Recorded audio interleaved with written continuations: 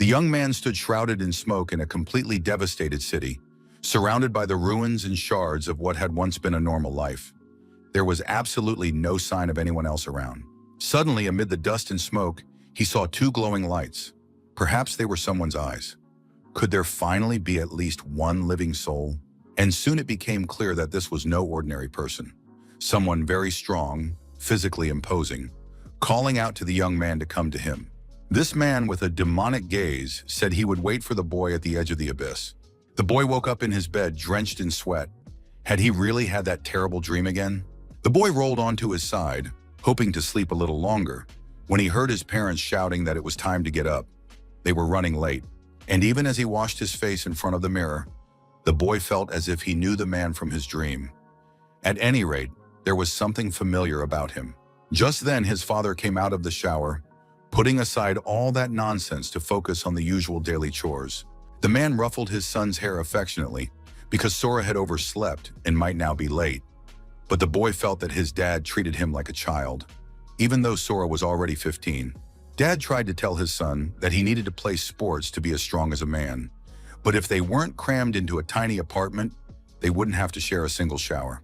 His father promised that when he got rich, Sora and his older brother Ricky would have their own rooms. Although he'd been making those promises for years. But his father said that things were much simpler now, since Ricky was almost independent. He had already joined the army and had been serving there for 3 years. Sora was also planning to join the army, but he wasn't ready yet to say goodbye to home life with his loving family and his slightly unreliable father, who often joked and laughed. And although Mom was very strict, unlike Dad, she was still loving. And in fact, it was a wonderful family where everyone was happy. He wished those days would never end, but unexpectedly, as everything in life happens, an earthquake struck, and all the family members felt it immediately. Sora had always known that peaceful life would end sooner or later, but he couldn't have imagined that it would happen so quickly and so drastically. The boy looked out the window in amazement, staring at the enormous tower that had appeared right in the middle of the city after the earthquake. Soon he spotted military fighter jets near the tower. No one yet realized that these towers would so drastically alter the course of human history. But Sora was certain that these towers were connected to his dreams, and now it seemed that his dreams had become reality. His parents contacted their eldest son. Ricky tried to reassure them, saying that he had to follow the orders of the self-defense forces and would return home afterward. And although Ricky promised to check in soon, judging by his weak voice, it became clear to everyone that the situation was very dire. The family spent all their time in front of the TV. The news report said that people were in no danger and should stay home while the military resolved the situation. Mom was very worried and scared. She said there were already 20 towers all over the world. With each passing day, the news became more and more frightening, and this continued until the news channels and television stopped broadcasting altogether. After that, information was only broadcast on the radio. And then one day it announced that all residents needed to evacuate to a shelter. The family quickly gathered all the necessary items, and Mom left a note for her brother, writing that they had gone to the shelter. As they made their way through the city streets, people could see that the situation was very serious. The military vehicles and equipment gave no indication that things would get any better soon. The soldiers' faces offered no comfort. It seemed these men understood just how dire the situation was, and their equipment was scratched by the claws of unidentifiable animals or monsters. A nauseating stench of decay emanated from inside the vehicles, and now even Sora's father was alarmed, not understanding what was happening. A temporary shelter had been set up in the nearby gym, and many refugees from all over the district had gathered there. But the people were frightened, barely speaking to one another. It seemed as though everyone was simply waiting for death. At the same time, there were still some unscrupulous individuals who enjoyed bullying the weaker ones. Just then, one of these bullies attacked a young boy who was about to eat a roll. The bully claimed the boy had stolen his roll, and then, despite the child's protests, the boy struck him hard in the chest. Many people saw what was happening, but no one was going to intervene. People were too preoccupied with their own thoughts and paid no attention to the bullying taking place right next to them. The bully leaned over the boy and said that he wasn't full from his own roll and would therefore take the boy's ration. The poor child, of course, couldn't fight back against an adult bully. He gave up his bread and was now crying bitterly from hunger and injustice. Sora's father grabbed the bully by the shoulder and asked why he was doing this. After all, they were all in a difficult situation, so why act like a jerk on top of that? The man demanded that the bully return the bread to the child, but the bully told the old man to mind his own business and shut his mouth. But before the bully could strike, the man knocked him out with a swift kick, and now the bully lay on the floor with a contorted face. The man picked up the loaf and returned it to the crying child, who was so surprised he couldn't believe that justice had prevailed. The bully got up and promised that he would definitely take revenge on this old man, but it was clear that the man couldn't have acted any other way in this situation. The bully looked very angry and vindictive, because he had just been humiliated in front of everyone, and he was planning to take revenge. It was Eiji Kagawa. This scoundrel, who took pleasure in bullying the weak, regularly beat up anyone and everyone with his friends. Moreover, Sora himself was a frequent victim of his bullying, and unfortunately, the boy couldn't do anything against Eiji and his friends. At that moment, a soldier ran into the gym. He announced that everyone had to leave the shelter immediately through the back door and get into one of the trucks. Many wanted to know the reason, but the soldier said he couldn't disclose confidential information. However, it had to be done immediately. The man in the suit was very angry. They had been kept in the shelter for several days and now they couldn't explain anything, only ordering them to flee. The man said he pays taxes and now demands respect and explanations from the authorities. But at that moment, a noise caught everyone's attention. Then a soldier started shouting that they were here, and they needed to run away quickly. He looked very frightened. Sora started pushing his parents, saying they needed to hurry, and that it didn't matter what was happening out there. They had to follow the soldier's orders. The man tried to hold the closed door shut. He shouted at people to get into the trucks quickly because he wouldn't be able to hold it much longer. And a few moments later, the door burst open, and some kind of humanoid monsters appeared in the doorway. They immediately killed the soldier. These monsters were powerful, terrifying, ferocious, and thirsty for human blood. Finally, the people realized they needed to flee immediately, and they rushed toward the trucks the soldier had mentioned. His parents were already running toward the vehicles. They looked back at their son and tried to encourage him and make him run faster. When Sora reached the truck, there was no room left, and he told his parents to get in without him. His father tried to pull his son in, but the other people were very hostile. They demanded that the man get lost if he wanted to bring anyone else on board. Sora pulled his hand away from his father's and said he would get into another truck, leaving his parents in the car. The other trucks were also packed to the brim, and finally Sora made his way to the last one, which actually had a free spot. The young man had already reached out to those in the truck, hoping they would help him climb in so they could leave. But unfortunately, riding in that truck was none other than Eiji Kagawa, his worst enemy, who had also been punched in the face by his father. The bully threw Sora out of the truck, saying that the boy would die in his father's place. Sora lay on the ground as people ran past him, but the young man knew this was the end, even though it was far too early for him to die. The boy lay there begging for help, but it was clear that these were just words spoken into the void. But soon he saw a sort of translucent silhouette. Sora realized it was the very man from his dreams, and he said he would wait at the edge of the underworld. Sora came to his senses. He was still lying on his side. Could it really have been a dream, and had everything that happened just been a figment of his imagination? But then, right above his head, he saw a massive stone axe that was slicing through the air and rapidly closing in on him. Somehow, Sora managed to jump out of the way, just as the giant goblin brought his stone axe down. Sora started running, not knowing where he was. Was this hell? Why was he alone? And where were his mother and father? The massive stone axe flew right past his head and sliced across the boy's face. Just a little more, and he would have been the goblin's target. But the terrifying monster wasn't about to give up. The goblin was closing in, staring at the boy with bloodthirsty eyes. Sora ran away, pursued by the goblin. He remembered the huge tower that had appeared out of nowhere.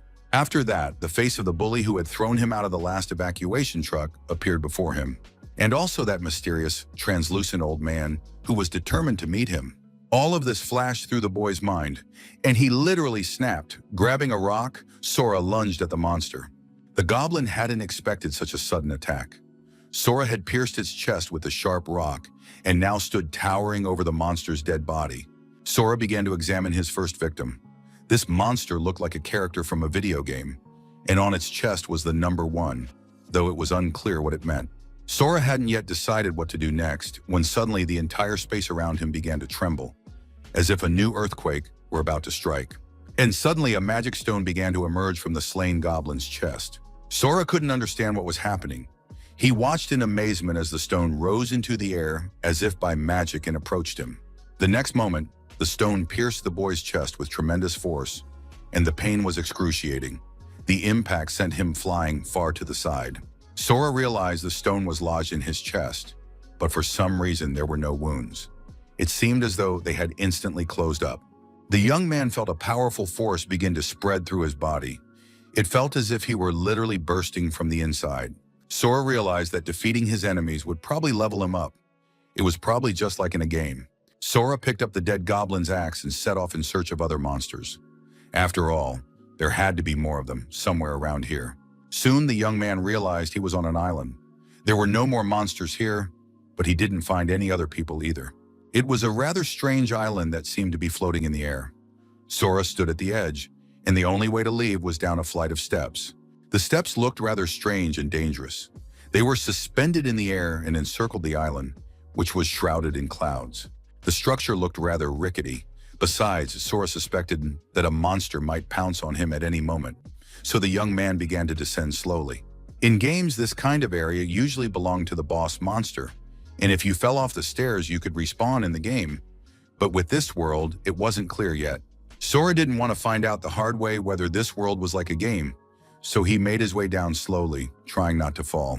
The staircase ended just as suddenly as it had begun, and now the boy was standing near the entrance to some kind of room. Still looking around cautiously, holding a huge goblin stone axe in his hands, Sora stepped inside. Soon, through some narrow corridors, the young man reached a large room, in the center of which stood a tombstone with a burning torch on it. The young man had never seen letters like these before, but now, looking at this incomprehensible text, he understood perfectly well what was written there. The fragments belong to their bearers. Gather them all, and you will earn the right to leave the abyss. Sora realized he was in the abyss, and he needed to collect all the fragments to get out of it. Now at least, it was clear why he was here. Sora realized he was now motivated, and come to think of it, the goblin hadn't been all that strong. He absolutely had to survive and get out of here. The young man pushed with all his might on the doors nearby that could take him to the second level. The body of the first monster he had killed had the number 1 on it, and the entire area of this level contained no other monsters. On the second level, the area was smaller, and the monsters had the number 2 marked on them. They were 2 terrifying werewolves.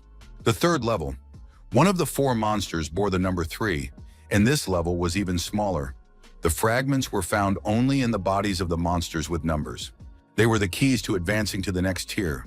The higher the number, the stronger the monster. But what worried Sora most was that these keys were getting harder and harder to find with each new level. The area of the levels doubled each time, and soon it was a vast territory. The number of monsters that needed to be killed was also constantly growing, and they were becoming more dangerous. But at the same time, it was impossible not to notice that the hero himself was changing as he progressed through the levels. As time went on, the hero changed, and the monsters he encountered became increasingly diverse and unusual. On the 12th level, Sora encountered the monsters that had attacked the hideout where he had been hiding with his parents that day. But now these monsters were no match for him at all. He easily disposed of them and continued on his way, destroying the monsters in his path. Soon the 21st tier was behind him, and Sora raced forward, stopping at nothing. By the 30th level, the number of monsters had reached 500 million, and it was now utter darkness. With each level, the search for the key became like looking for a needle in a haystack. Some monsters, the key holders, were guarded by a group of other beasts. Other carriers, on the other hand, hid in tiny caves, and he had to search literally every meter of these vast territories. But what annoyed the young man most of all was the amount of time he spent killing all these monsters. However, no matter the cost, Sora continued to do his job. He collected the next fragments and moved toward his goal. Another level had been cleared, and the young man moved on. The abyss of the 42nd level was teeming with all manner of monsters, which were in the air, on the ground, and underground. It was impossible to imagine how to kill all the monsters, and on top of that, find the necessary fragment. Sora tried to figure out what year and day it was, but soon realized that it didn't matter at all. The main thing was simply to kill the monsters and find the fragments. The most important thing was the death of monsters in all their forms, as well as the slaughter Sora was inflicting upon them. Everything around him is drenched in blood, and the protagonist continues on his way, paying no attention to anything. Sometimes, of course, you just want to cry because your whole life is fixated solely on killing, and that can't give a person anything positive. As he killed yet another monster, Sora marked notches on the wall to keep track of how many more he had to kill before the key was found. The guy's strength had already reached such a level that he wasn't the least bit afraid of encountering someone stronger and more powerful than himself. At one point, Sora encountered a gigantic monster that was most likely the key to this level. One of its claws was many times larger than the young man. However, no size or strength could stop our hero. No matter how strong the opponent might be, he would still die right here and now. And even those who believe until the very end that they are strong perish from a single blow. It soon became clear that strength, like time, had lost its meaning. Sora wanted to know where the key to this level was, so he could destroy the monster. In those years, 20 enormous towers suddenly appeared all over the world, rising right in the middle of cities. Before humanity could figure them out and realize the danger these towers posed, all manner of monsters began emerging from them. These monsters nearly wiped out the human race, as they were many times stronger than humans. That day went down in history as Judgment Day, and most of the population was wiped out. But a few survivors awoke and gained access to a mysterious system, which granted them combat abilities. Those who awoke were granted immense power, and human society was immediately restructured. The awakened founded hunter guilds, after which they began clearing territories and leveling up. Sora was racing after the monster at full speed, hoping that this beast would turn out to be the fragment he needed. Suddenly, he heard human speech, and even froze in place for a moment. Someone was discussing the use of an advanced teleportation scroll. Sora saw the monster he was chasing get caught in some chains and begin to rise into the air. The young man surmised that the exit from this level, or perhaps from the game itself, was located there. He gathered his strength, pushed off the ground, and leaped high into the air. At the last moment, a notification appeared before Sora, stating that a summon from the abyss could not transport more than 2 living beings. At that very moment, not far from the city on Earth, there was a rather desolate area teeming with monsters and bandits. The girl tried to run as fast as she could. She knew she needed to hide from her pursuers as soon as possible. Suddenly, the girl's foot got caught on some plants. It seemed as though their roots were growing specifically to trap her. Yu fell to the ground, dropping her staff, and it was now clearly impossible to escape. Soon, a huge guy was towering over her, demanding she hand over the advanced teleportation scroll. The sorceress cast a spell. A level 60 scroll was not something a novice could possess. Choji demanded she hand over the scroll, warning that she would receive no mercy otherwise. But Aika begged him not to kill the girl. Yu reminded the pursuers that fighting between hunters was forbidden and that the rules must not be broken. But the barbarian Toshida said he didn't know any rules. Or rather, he was the one who made the rules here, and the man thrust his sword right in front of Yu's face. The men demanded the scroll immediately, but Yu advised them not to corner her, or they would regret it. Aika realized that the girl was about to use a forced summons. She had to stop her immediately. Toshida lunged at the girl to take the scroll from her. But Yu had already initiated the process, and now it seemed as though she had entered some new state. Soon, a teleportation circle appeared in the clearing, and everyone present realized that things were looking bad. Yu was determined. If she was going to die anyway, she would take them all down with her. The forced summoning was calling forth an advanced monster, and everyone knew that no one would be able to control it. They had to stop the girl immediately and interrupt the summoning process, but changes were already taking place around them. Yu completed the summoning and unleashed some kind of force upon everyone present, one that was meant to knock them out. Swordsmen, mages, and barbarians felt the overwhelming power and realized they were in for a rough time once the monster finished teleporting. A powerful beam of white light descended from the sky right into the middle of the clearing, scattering rocks and dirt all around. When the smoke and dust finally cleared, everyone saw an ordinary third-level Cerberus. This tiny dog clearly didn't match the description. Absolutely everyone was very surprised. Could this really be a Cerberus? How could she have summoned it? The guys immediately started laughing at Yu again for summoning such a weak beast, and now it was clear that it would be absolutely unable to protect her. But then someone's hand appeared right in front of the girl's face, and everything around them was splattered with blood. Some mysterious man had torn the Cerberus in two with his bare hands, and was now looking at everyone with a surprised expression. The boys and girls were seeing such a powerful humanoid monster for the first time. He had emerged through a summoning and was very frightening. Sora, and it was of course him, looked around and realized he'd managed to escape. Nothing else mattered to him anymore.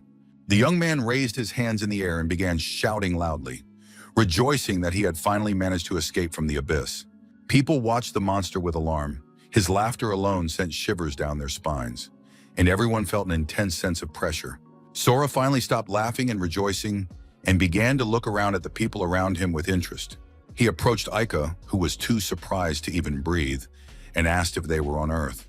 Upon receiving an affirmative answer, Sora started having fun again. He assumed these guys were cosplayers just having a good time. But the guys from the Tiger Roar Guild told the stranger not to dare underestimate them. After that, they all simultaneously attacked the humanoid monster, which didn't even flinch, and in the process, all the swords in the guy's hands shattered. Toshida was very surprised. He assumed that this guy was a monster. Sora finally realized that he wasn't exactly welcome here. He grabbed the man by the throat and began to squeeze. After that, Sora lifted the hulking man above him with one hand and demanded he show his number. Toshida had no idea what number he was talking about. The man could barely breathe because his throat was being squeezed so tightly. Sora had no intention of killing the guy. He threw him to the ground, but Toshida wet himself in shock right in front of his friends. Sora glanced at the group once more and demanded that they get out of there right this minute. He didn't have to beg or repeat himself. And in a flash, the daredevils from the Tiger Roar Guild were already running for their lives. Of course, they were determined to remember their tormentor and take revenge on him in the future. They were terrified when they saw his scars and sensed his power. You didn't understand who this guy was. He was hardly a monster summoned by a scroll from the abyss, but there was no other explanation. At that moment, Sora interrupted her thoughts and asked how many years had passed since the towers appeared. It turned out that 5 years had already passed, and now Sora wanted to know about the scroll, why the girl was dressed so strangely, and basically everything that had happened during his absence. When the girl finished her story, Sora realized that the world had changed drastically over the years he had spent in the abyss. Since then, there had been about 7 major monster invasions, and Sora's hometown had been practically destroyed. You explained that strong people had been sent there to kill the monsters, and perhaps normal life would continue there. Sora was deep in thought. He listened carefully to the girl and asked how he could get to his hometown. When the young man disappeared in the right direction, Yu was very surprised. She decided to tell her sister about this mysterious man. At that very moment, the guys from the Tiger Roar Guild were returning to their lair. They were supporting their boss on either side because he could barely move. Suddenly, a man, or perhaps a monster, in a cloak landed before them, radiating dark energy. This stranger addressed the men and said he could sense his presence. The members of the Tiger Roar Guild had exactly 3 seconds to tell him where he was. Everyone stood there stunned, not knowing how to react to what was happening. Was the same thing happening to them all over again? The next moment, the stranger announced that time was up and he was going to deal with them. And indeed, the entire group was killed. It was a very somber day at the Tiger Roar Guild headquarters. The girl reported that contact with Mr. Toshida's group had been lost, and the location of Yu and the scroll was completely unknown. However, the boss considered this utter nonsense and believed it couldn't be true, since the guys who had gone on the mission couldn't possibly have failed to handle the summoner Yu. She was too weak for them. The girl reported that their signals had stopped coming in all at once, which meant they had all been killed in a single strike. Rich Mukai demanded to find out who did it and under what circumstances. Furthermore, it was essential to capture the summoner Yu so she could explain what had actually happened there. Rich Mukai was furious. He said he would kill anyone who dared to lay a hand on his people. At that moment, the man saw a stranger fly past his window, leaving behind a repulsive stench of blood. The stranger headed toward the Fallen Zone, which was teeming with all kinds of monsters. This time, the invasion was on a completely different level. Major forces intervened to counter it, and the tower, which had been dormant for the past 5 years, finally sprang into action. And at that very moment, one of the most important groups went missing. Richt ordered all search parties to stand down because a new urgent matter had arisen. Sora made it to the devastated area of his hometown, and now watched the horrific scene from the height of a building. During all those years he had spent in the Abyss, his hometown had turned into a veritable hell. But in the Abyss, fortunately, Sora hadn't wasted any time. He had constantly fought monsters and had become very strong. Gradually, all his feelings and emotions had grown coarse. The young man had lost many of the human qualities that made him weak. One could say with absolute certainty that Sora had now become a monster who fed on his own cruelty, destroying other monsters in his path. But thoughts of his family had kept him moving forward all these years, and despite his cruelty, Sora retained warm feelings for his loved ones who remained on Earth. The monsters that the young man had once feared so much now seemed to him like tiny flies that he could easily shoo away without the slightest fear. This city used to be bustling with life, but now it had turned into abandoned ruins. All the buildings were destroyed after a powerful earthquake. Yet at the same time, Sora found no signs that monsters had killed people here. After the evacuation order was issued, no one had shown up at this house. This could be either a good or a bad sign. Sora made his way to his apartment and went inside. The young man knew he wouldn't find anyone there, but he couldn't help but come anyway, for this place was full of memories. Looking around and spotting some of his belongings from his past life, Sora noticed a sheet of paper lying on the table. It was a letter from his dad. "Dear Sora, everyone says you're dead, but your mom and I refuse to believe it. We took your things and arranged them in your room just as they used to be. We believe you'll come back and find us." Sora realized that his parents had risked their lives to come to the apartment and leave a letter for him here. They had also hung his favorite clothes in the closet so he could put them on whenever he returned.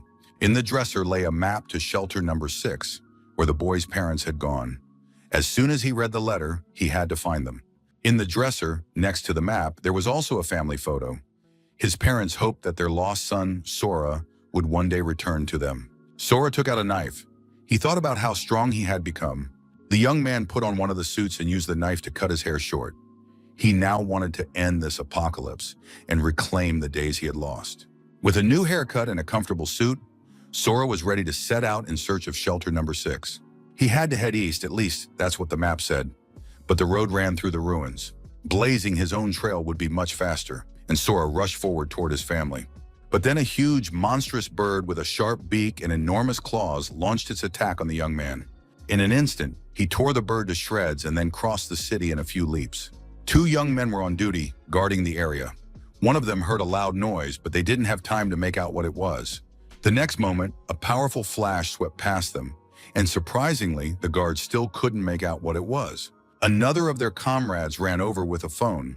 He said he hadn't seen anything either, but had managed to record it, and now they could watch it in slow motion. As they watched the video on the cell phone, the young people were very surprised when they realized that this fast-moving object racing through the city turned out to be a person, one of whose hands was covered in blood. The girl was very frightened. She screamed for them not to come any closer. Meanwhile, above her, at the same level as the wyverns, Sora was moving from house to house. The girl sat on the ground. She apologized for entering this territory, but said she had simply gotten lost while looking for food. The guys were very pleased and told her not to worry. They were good guys and hadn't met a surviving beauty in a long time. The guys told her she had absolutely nothing to worry about because they were going to take good care of her now. The girl begged them to let her go, but the young man had already reached out his filthy hands, intending to take advantage of the defenseless, unhappy, and starving girl. Suddenly, a stranger appeared nearby. He said that some things never change and that nobodies remain nobodies. The leader ordered his companions to seize this insolent man who had meddled in matters not his own, and the men, armed with daggers and swords, rushed at the stranger. Sora easily scattered them without even raising his hands, landing powerful blows on them while remaining as calm as ever. He grabbed the swordsman who was jabbing his sword at the young man's face by the wrist and twisted it to the side, causing excruciating pain. The leader of the thugs was forced to let go of the girl, who immediately ran off. He said that the Tiger's Roar Guild wouldn't let this slide. Sora brushed his hair out of his face. Could it be that Eiji Kagawa had forgotten the man he himself had killed several years ago? The guy couldn't believe his eyes. Could this really be Sora Mukujima, the one he'd once pushed out of a truck into the path of monsters? Kagawa was terrified. He screamed for them not to come near him and couldn't fathom how Sora had survived. Sora grabbed the bully by the throat and began squeezing him with his strong hands. After all his troubles had started with this petty school bully.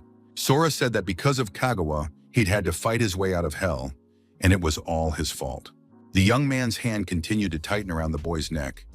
He said that now was the time for Kagawa to go to hell. Sora felt his inner demons demanding that he kill this man, take his power, and subjugate him to his will. In the past, their relationship had been one-sided. Kagawa had constantly beaten and bullied the weak young man, Sora Mukojima. The feeling of pain, humiliation, and helplessness never left the young man, but today he would repay the debt. Kagawa bullied the boy and said he was mocking him because destroying self-esteem felt damn good. Sora threw Kagawa to the ground, and the former bully began coughing, trying to catch his breath. He had already thought he would never breathe air again. Sora thought he couldn't become the same kind of monster as those who had bullied him. But if he left such scum on Earth, good people would die. Sora said that Kagawa had once tried to kill him but failed, so today his life would be spared. But he wouldn't be able to just walk away from here. For making his 2 years at school a living hell, 1 blow. For terrorizing the weak, 1 blow. For throwing Sora out of the truck bed and trying to kill him that way, 2 more strikes.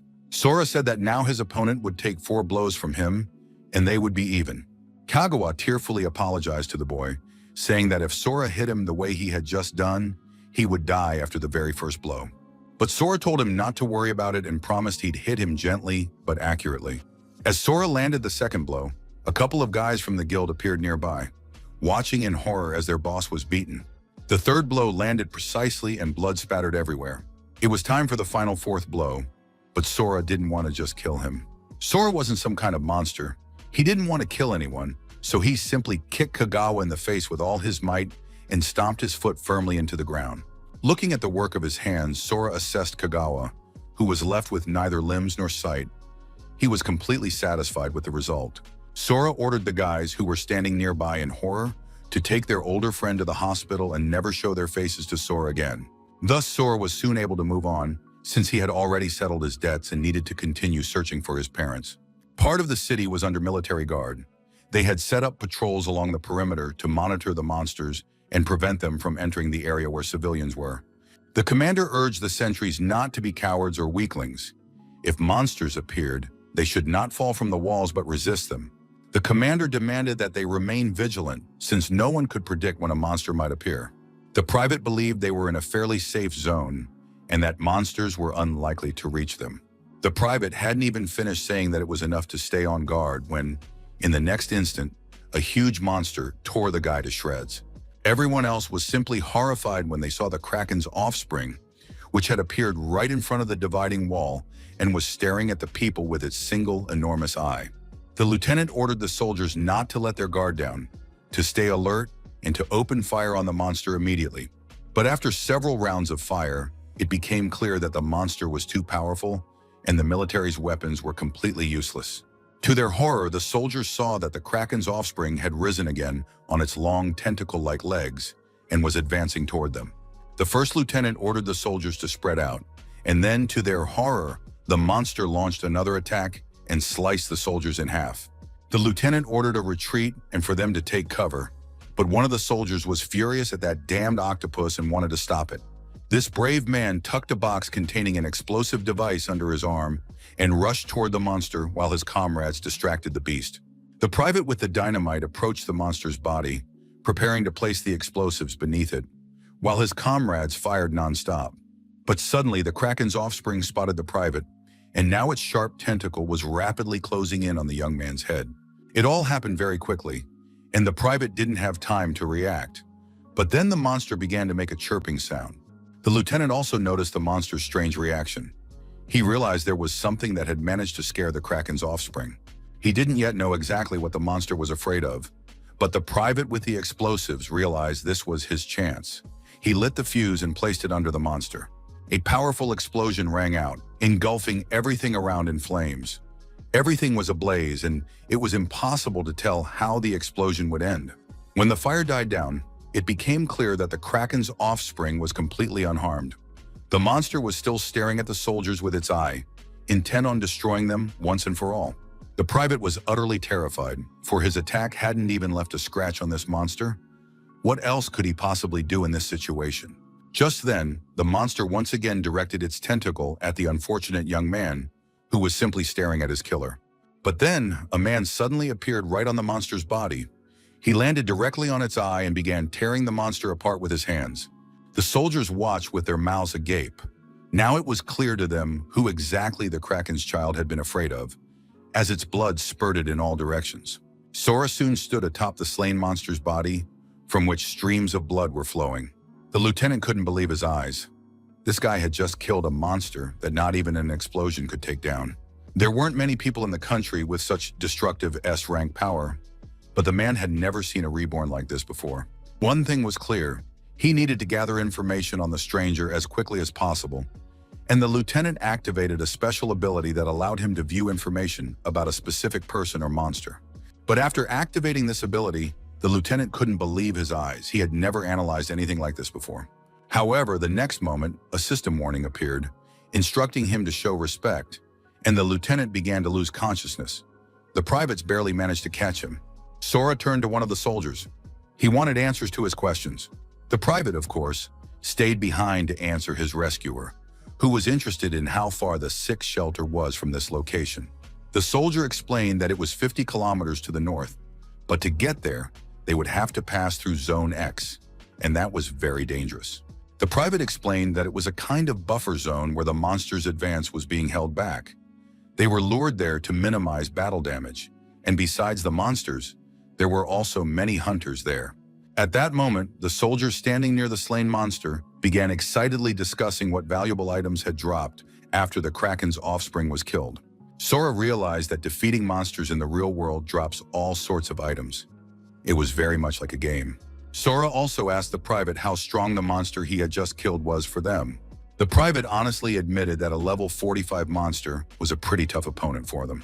For Sora, this wasn't a problem at all, and he wanted to know how many monsters in the buffer zone were above level 45. The soldier estimated there were no more than 100 of them there.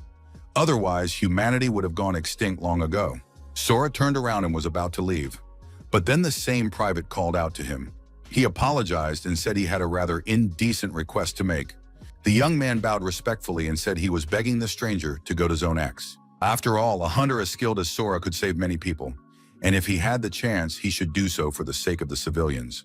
Sora clarified that the shortest route to the sixth shelter actually passed through this buffer zone.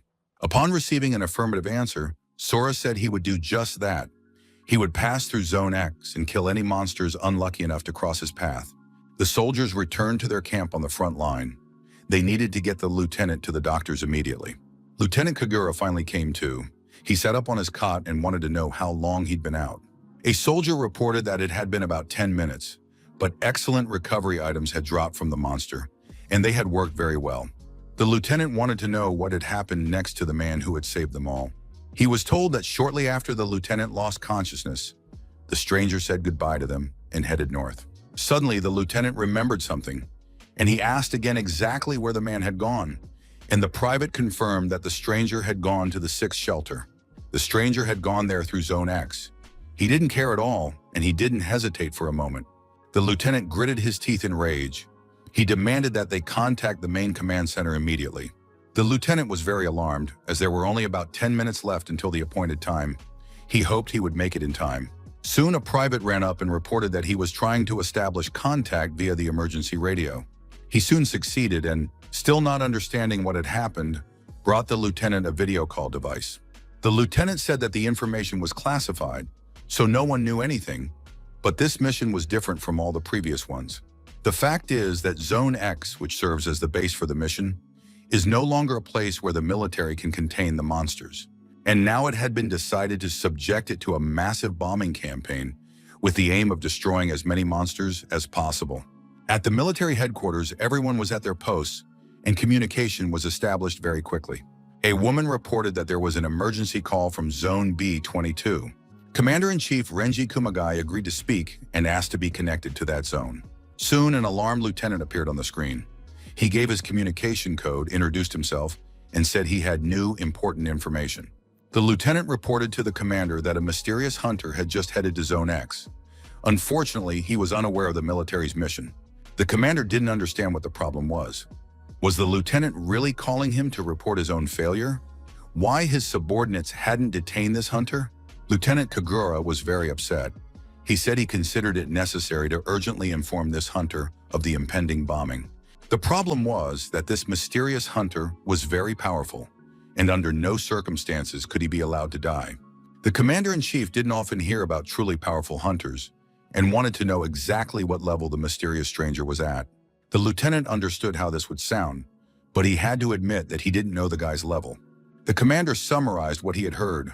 A hunter of unknown level was disregarding the rules and had gone into the bombed-out zone, and the lieutenant wanted the commander to contact him immediately. The commander's assistant said that most likely, this hunter would be dead by the time the message reached him. The chief commander found this very funny. He was once again convinced that the lieutenant lacked brains. On the other hand, he was great at lifting people's spirits. Renji turned to the blonde sitting next to him. It seemed the lieutenant hadn't been trained well enough, and of course, the commander wasn't in a position to interfere with other people's subordinates. But if he reported to his superiors that the girl hadn't trained her subordinates well enough and was hindering the mission, she would be held accountable. Tonosaki looked at this fat pig and wondered if he was seriously planning to set up his colleague when they needed to deal with the enemy. Ms. Tonosaki was very angry. On the one hand, the lieutenant was sabotaging the mission, but on the other, he was trying to save a stranger, fully aware of the operation's importance. At one point, there was a long pause in the conversation, and everyone was thinking about what was the right thing to do to complete the mission without getting into trouble. Finally, Ms. Tonosaki spoke up. She said she believed the lieutenant had no intention of interfering with the plan, but now she wanted to warn the lieutenant. If his reason wasn't convincing enough, she would personally bring him to trial. The girl turned to General Kumagai, hoping that this option would suit him. Kumagai really didn't want to deal with any of this.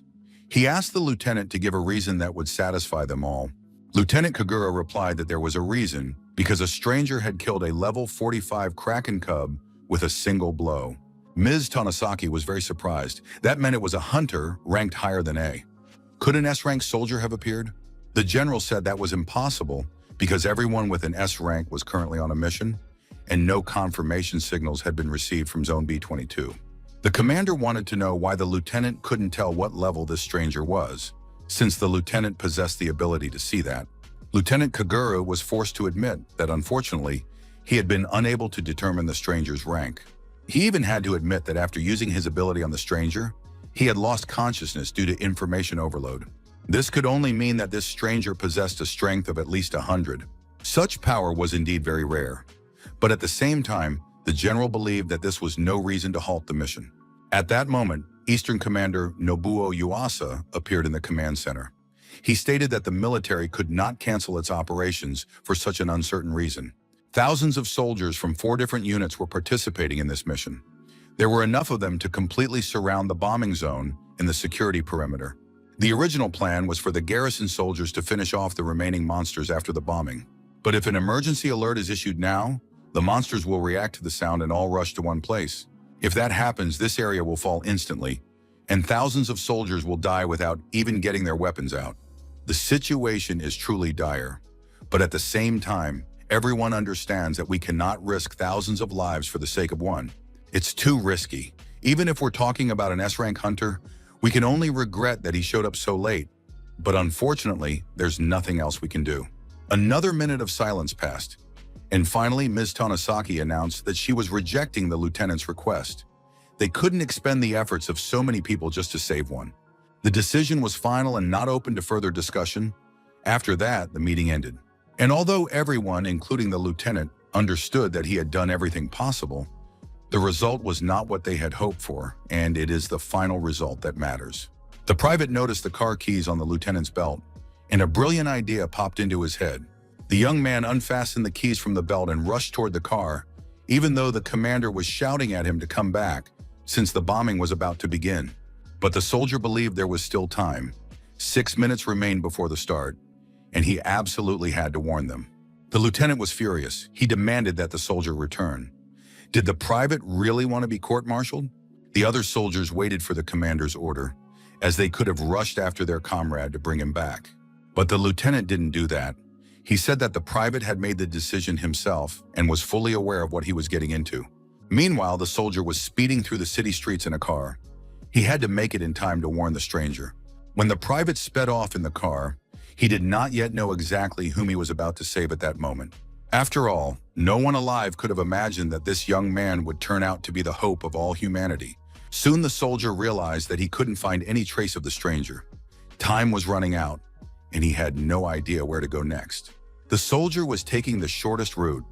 Time was running out, and the stranger was nowhere to be seen. The soldier realized if he couldn't find this guy, it meant he was moving faster than the car. Soon the young man reached Zone 10. He could turn on the loudspeaker, and then the stranger would surely hear him. But at the same time, it was a terrible idea because the monsters would also hear the man and react to his voice. But the decision had been made. The soldier, sitting in the car on the wrecked street, picked up the loudspeaker and began sending out warning signals. The soldier introduced himself and said that he was the one the stranger had helped save from dying under the Kraken's child. And now the soldier wanted to warn his savior that this place would soon be bombed. Therefore, they needed to evacuate immediately. The soldier repeated these words over and over, and soon Sora actually heard the warning. Sora heard about the impending bombing, and now he understood why there were no hunters in the area. The local monsters posed no threat to Sora, but he wasn't sure he'd survive the heat from the explosions. Of course, it was better to avoid unnecessary risks. Sora noticed that the monsters were flying toward the voice and realized that the soldier had risked his life to warn him. The soldier in the car didn't yet know if the stranger had heard him. He looked out the window anxiously, and Sora decided he couldn't let this kind soldier die. The private in the car saw the monsters approaching him. He had indeed drawn their attention. He had to leave immediately, especially since there was only 1 minute left before the bombing began. On the other hand, the soldier couldn't leave because the stranger was still in the area. And then luckily someone knocked on the window, and it wasn't a monster or a beast. The private was simply happy to see the stranger alive and unharmed, who wanted to know why this area was going to be bombed. But unfortunately, there was no time to answer because time was up, and the air operation to bomb Zone X began. A huge number of missiles and shells were dropped from a multitude of planes. They fell on the hordes of monsters and exploded, tearing them to pieces. Soon everything around was ablaze. Sora lifted some rocks in front of him to use them to hide himself, the vehicle, and the soldier. Soon the bombing of the zone was complete, and this was immediately reported to the general. He ordered drones to be deployed to determine how many monsters had been killed and where the survivors were heading. After a while, the drones reported that no signs of life had been detected, and the general wanted to know where all the monsters had gone. The girl said that the monsters were still in the bombed area.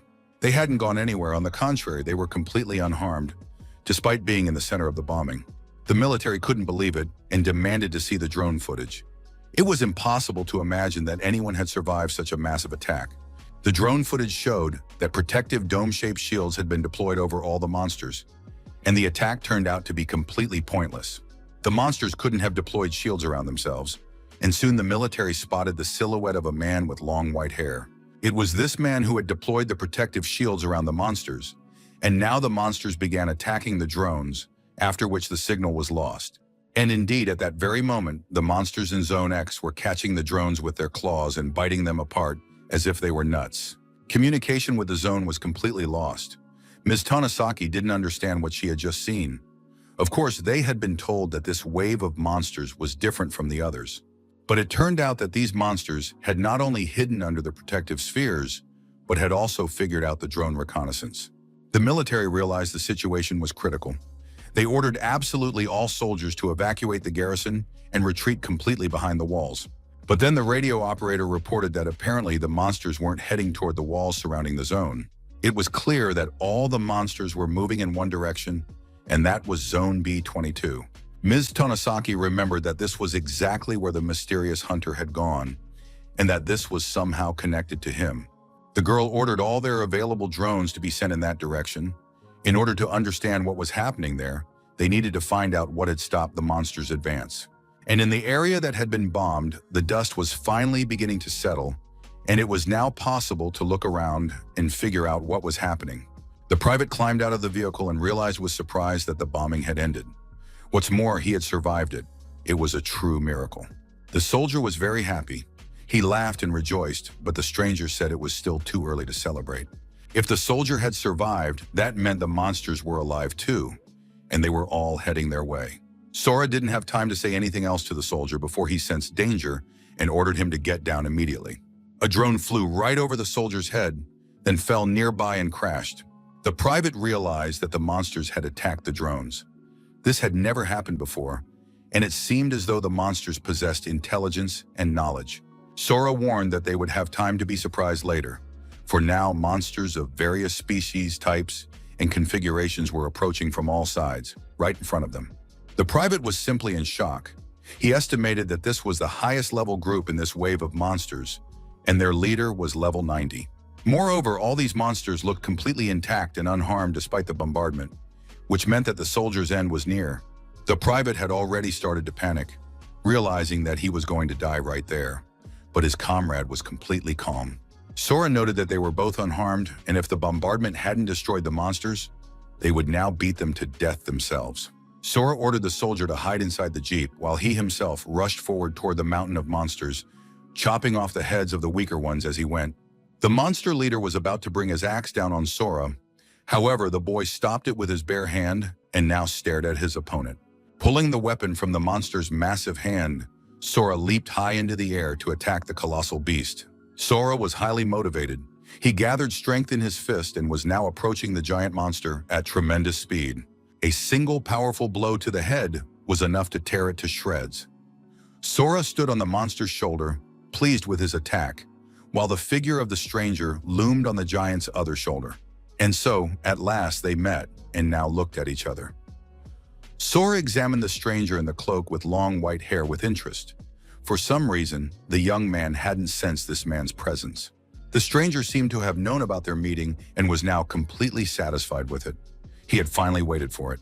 Soon, the monster's shattered head grew back in a new form, and the beast turned to Sora, called him a thief, and demanded that he return what belonged to him.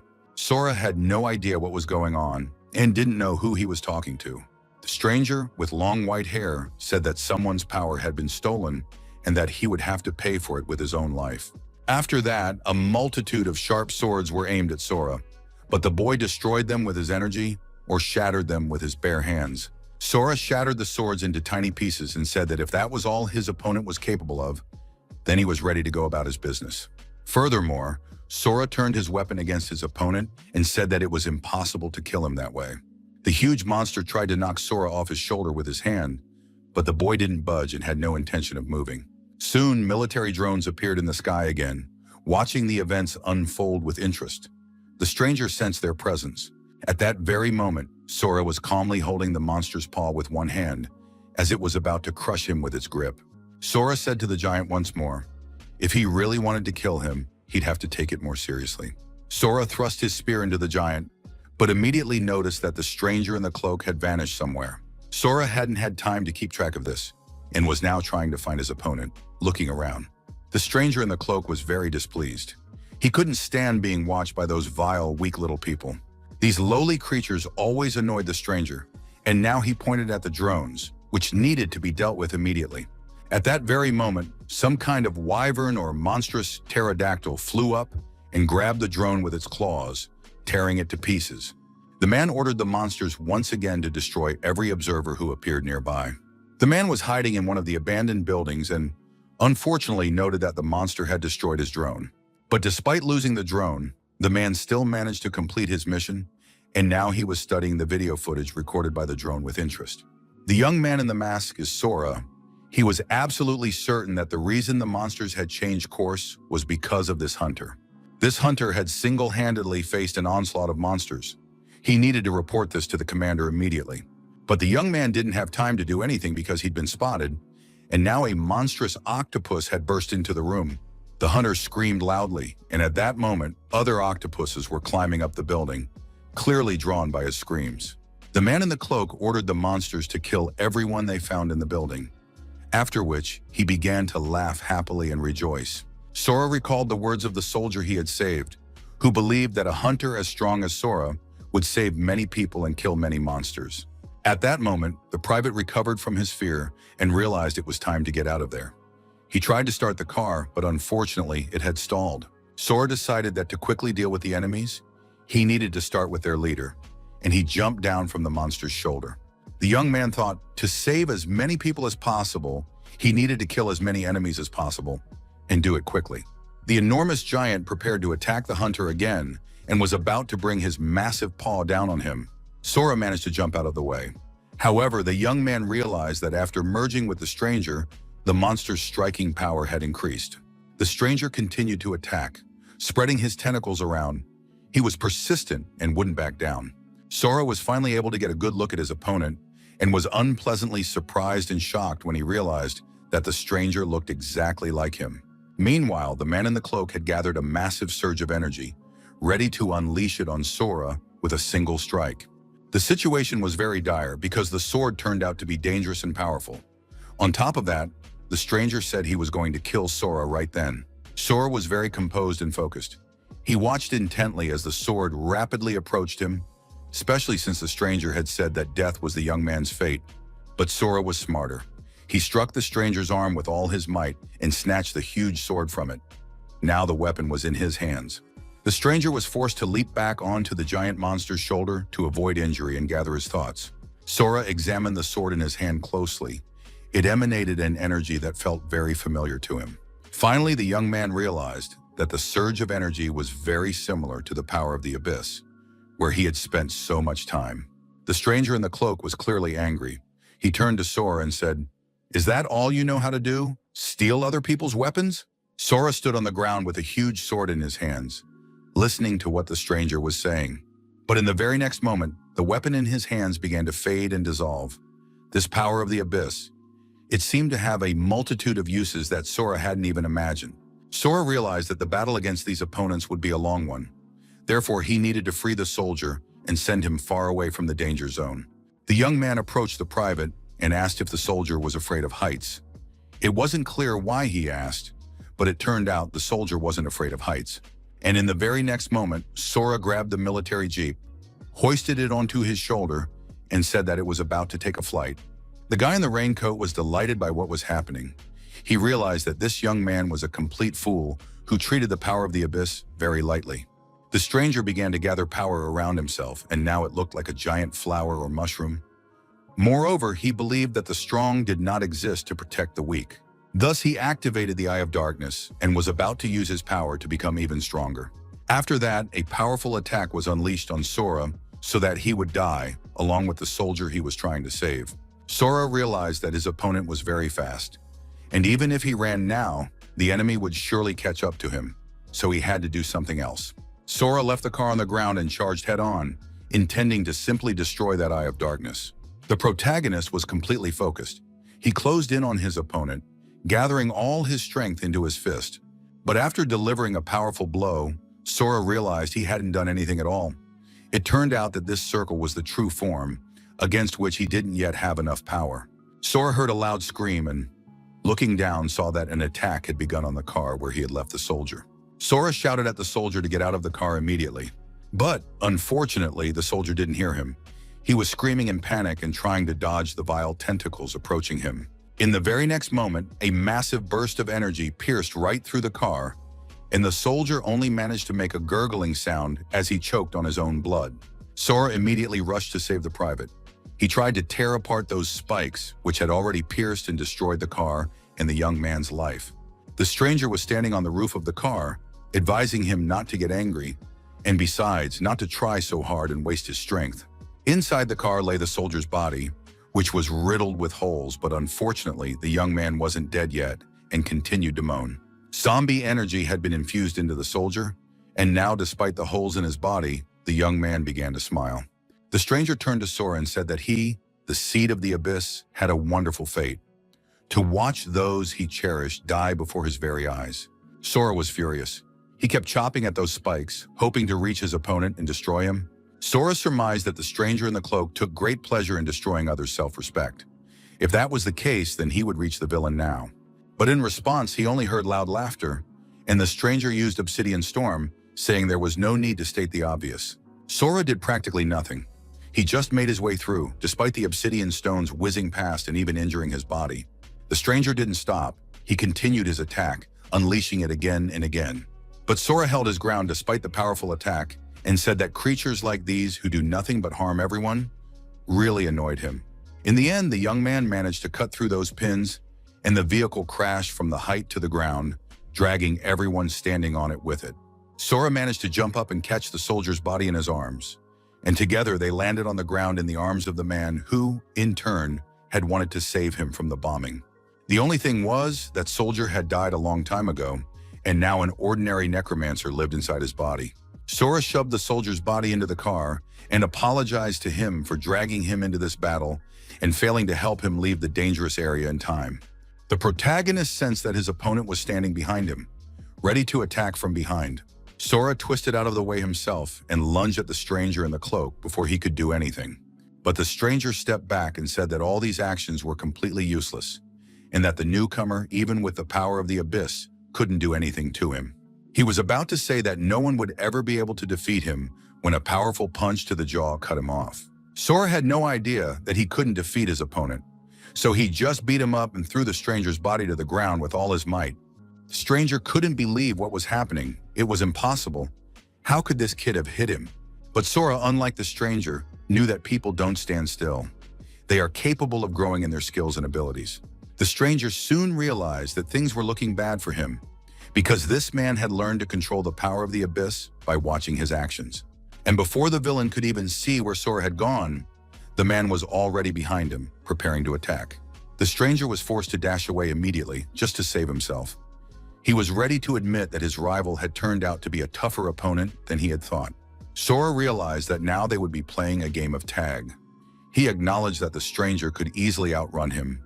He had the strength for it, but he certainly wouldn't be able to escape his attack, and a powerful blow split the giant monster in two. The enemy managed to activate his dark technique again, and Sora decided he needed to strike at the core of its true body.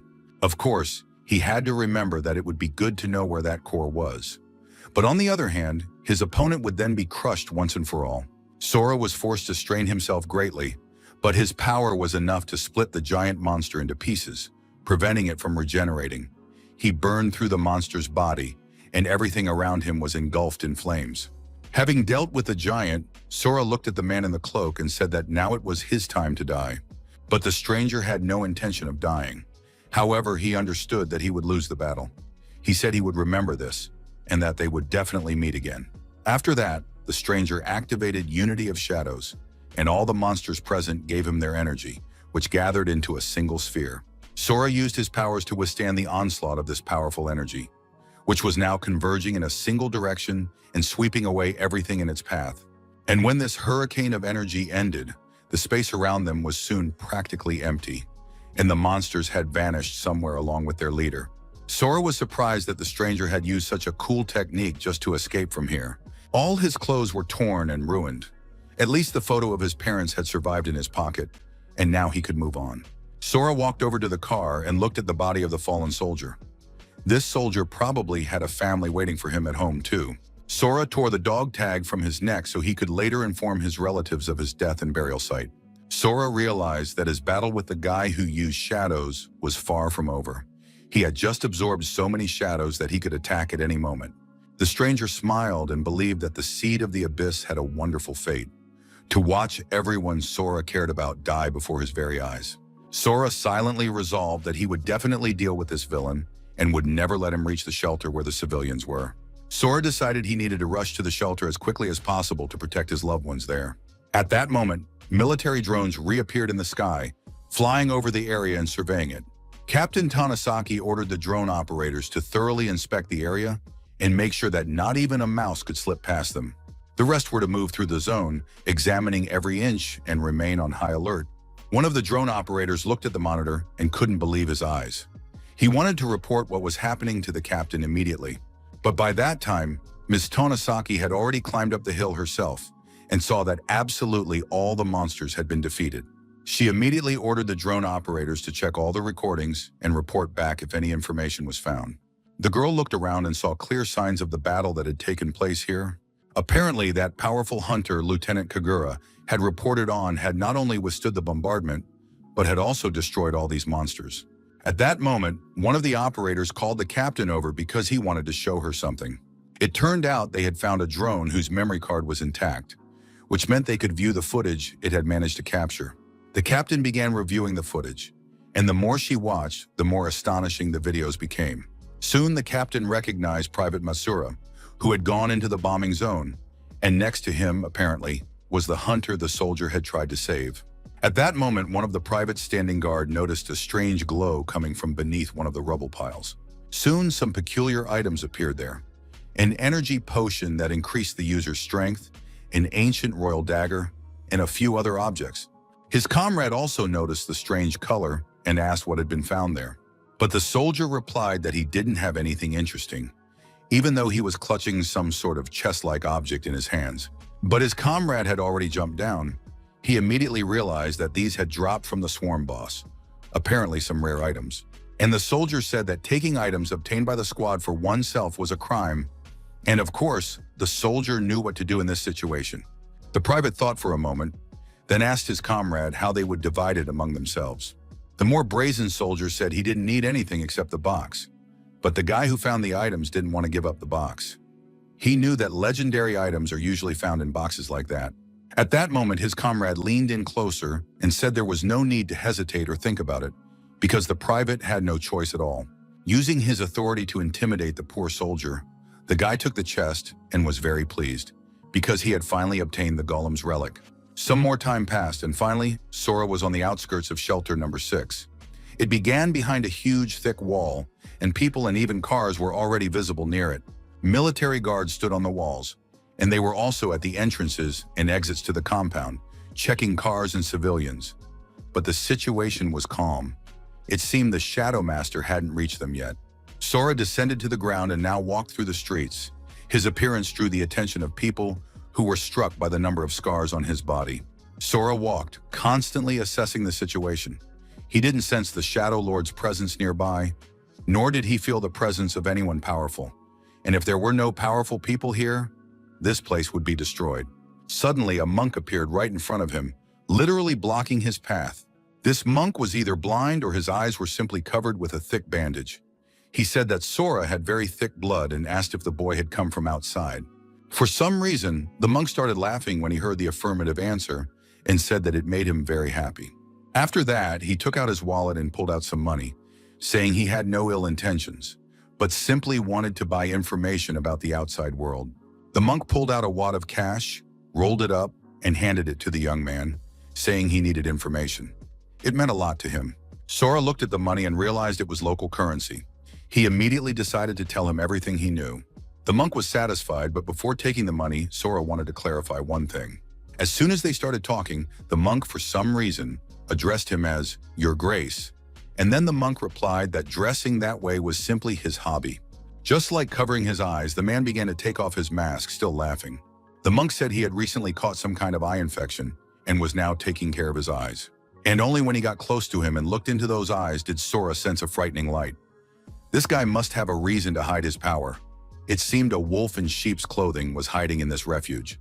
Sora stopped asking questions. Instead, he asked what exactly the monk wanted to know about the outside world. The monk was very pleased that he could now ask questions. He wanted to know what was happening outside. Sora replied that armed soldiers were stationed on the walls. It seemed they were preparing for battle. The monk was certain that ordinary people hadn't noticed anything, but he had definitely heard the explosions. And the monk asked to be told everything related to these explosions. Sora started laughing and said that he had gone outside on an errand when he heard one explosion, but he wasn't sure of anything himself. He was so scared that he dropped the letter and had to leave his t-shirt behind as a marker. The monk realized that his companion was also hiding his power, which meant he had his own reason for doing so. After that, the monk thanked the young man for the information and paid him the agreed-upon sum. They said their goodbyes, but Sora was surprised. He noticed that the monk had walked off alone in an unknown direction, blindfolded. Sora now looked around with great interest. He wanted to know how many fighters of the same level as the monk were here, but he couldn't sense them. Sora walked through the city streets still half naked, but no one accosted him, and the young man wondered why the military allowed someone as suspicious as him to move freely through the streets. Perhaps people were now kinder and more tolerant toward one another because they had a common external enemy, and they weren't wasting their energy on mutual hatred. Once he reached the center of the shelter, Sora went into the nearest store. The money he'd received from the monk was enough to buy some new clothes. Now he could set out in peace to search for his parents. It was already getting dark, and the young man walked through the streets. Sora decided to start his search using the old-fashioned method. He took out a photograph showing his entire family. The young man approached a girl walking through the city streets.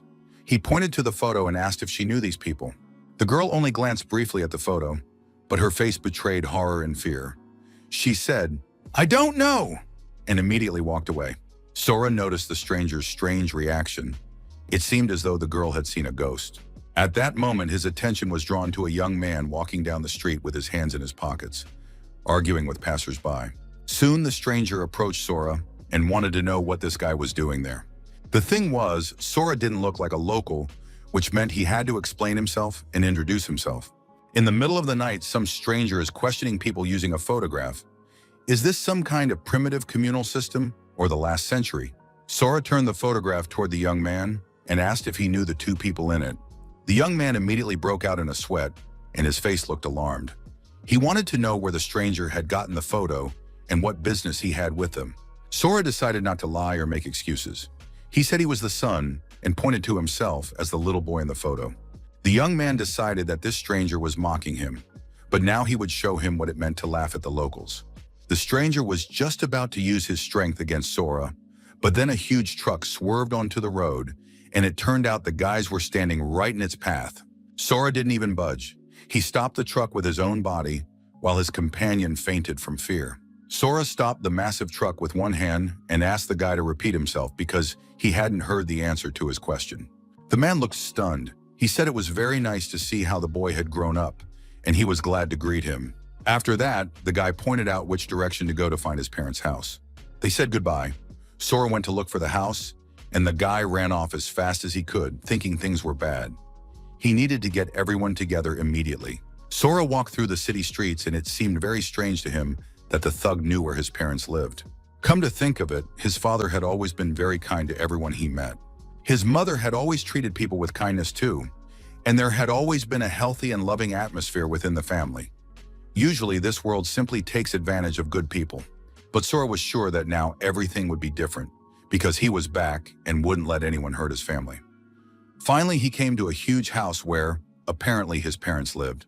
The young man thought there were simply a lot of empty houses in the city since people had fled and perished, leaving their homes behind. Sora knocked on the door and heard his father's voice, who said that work was done for the day. The door swung open, and the man saw a young man with completely white hair.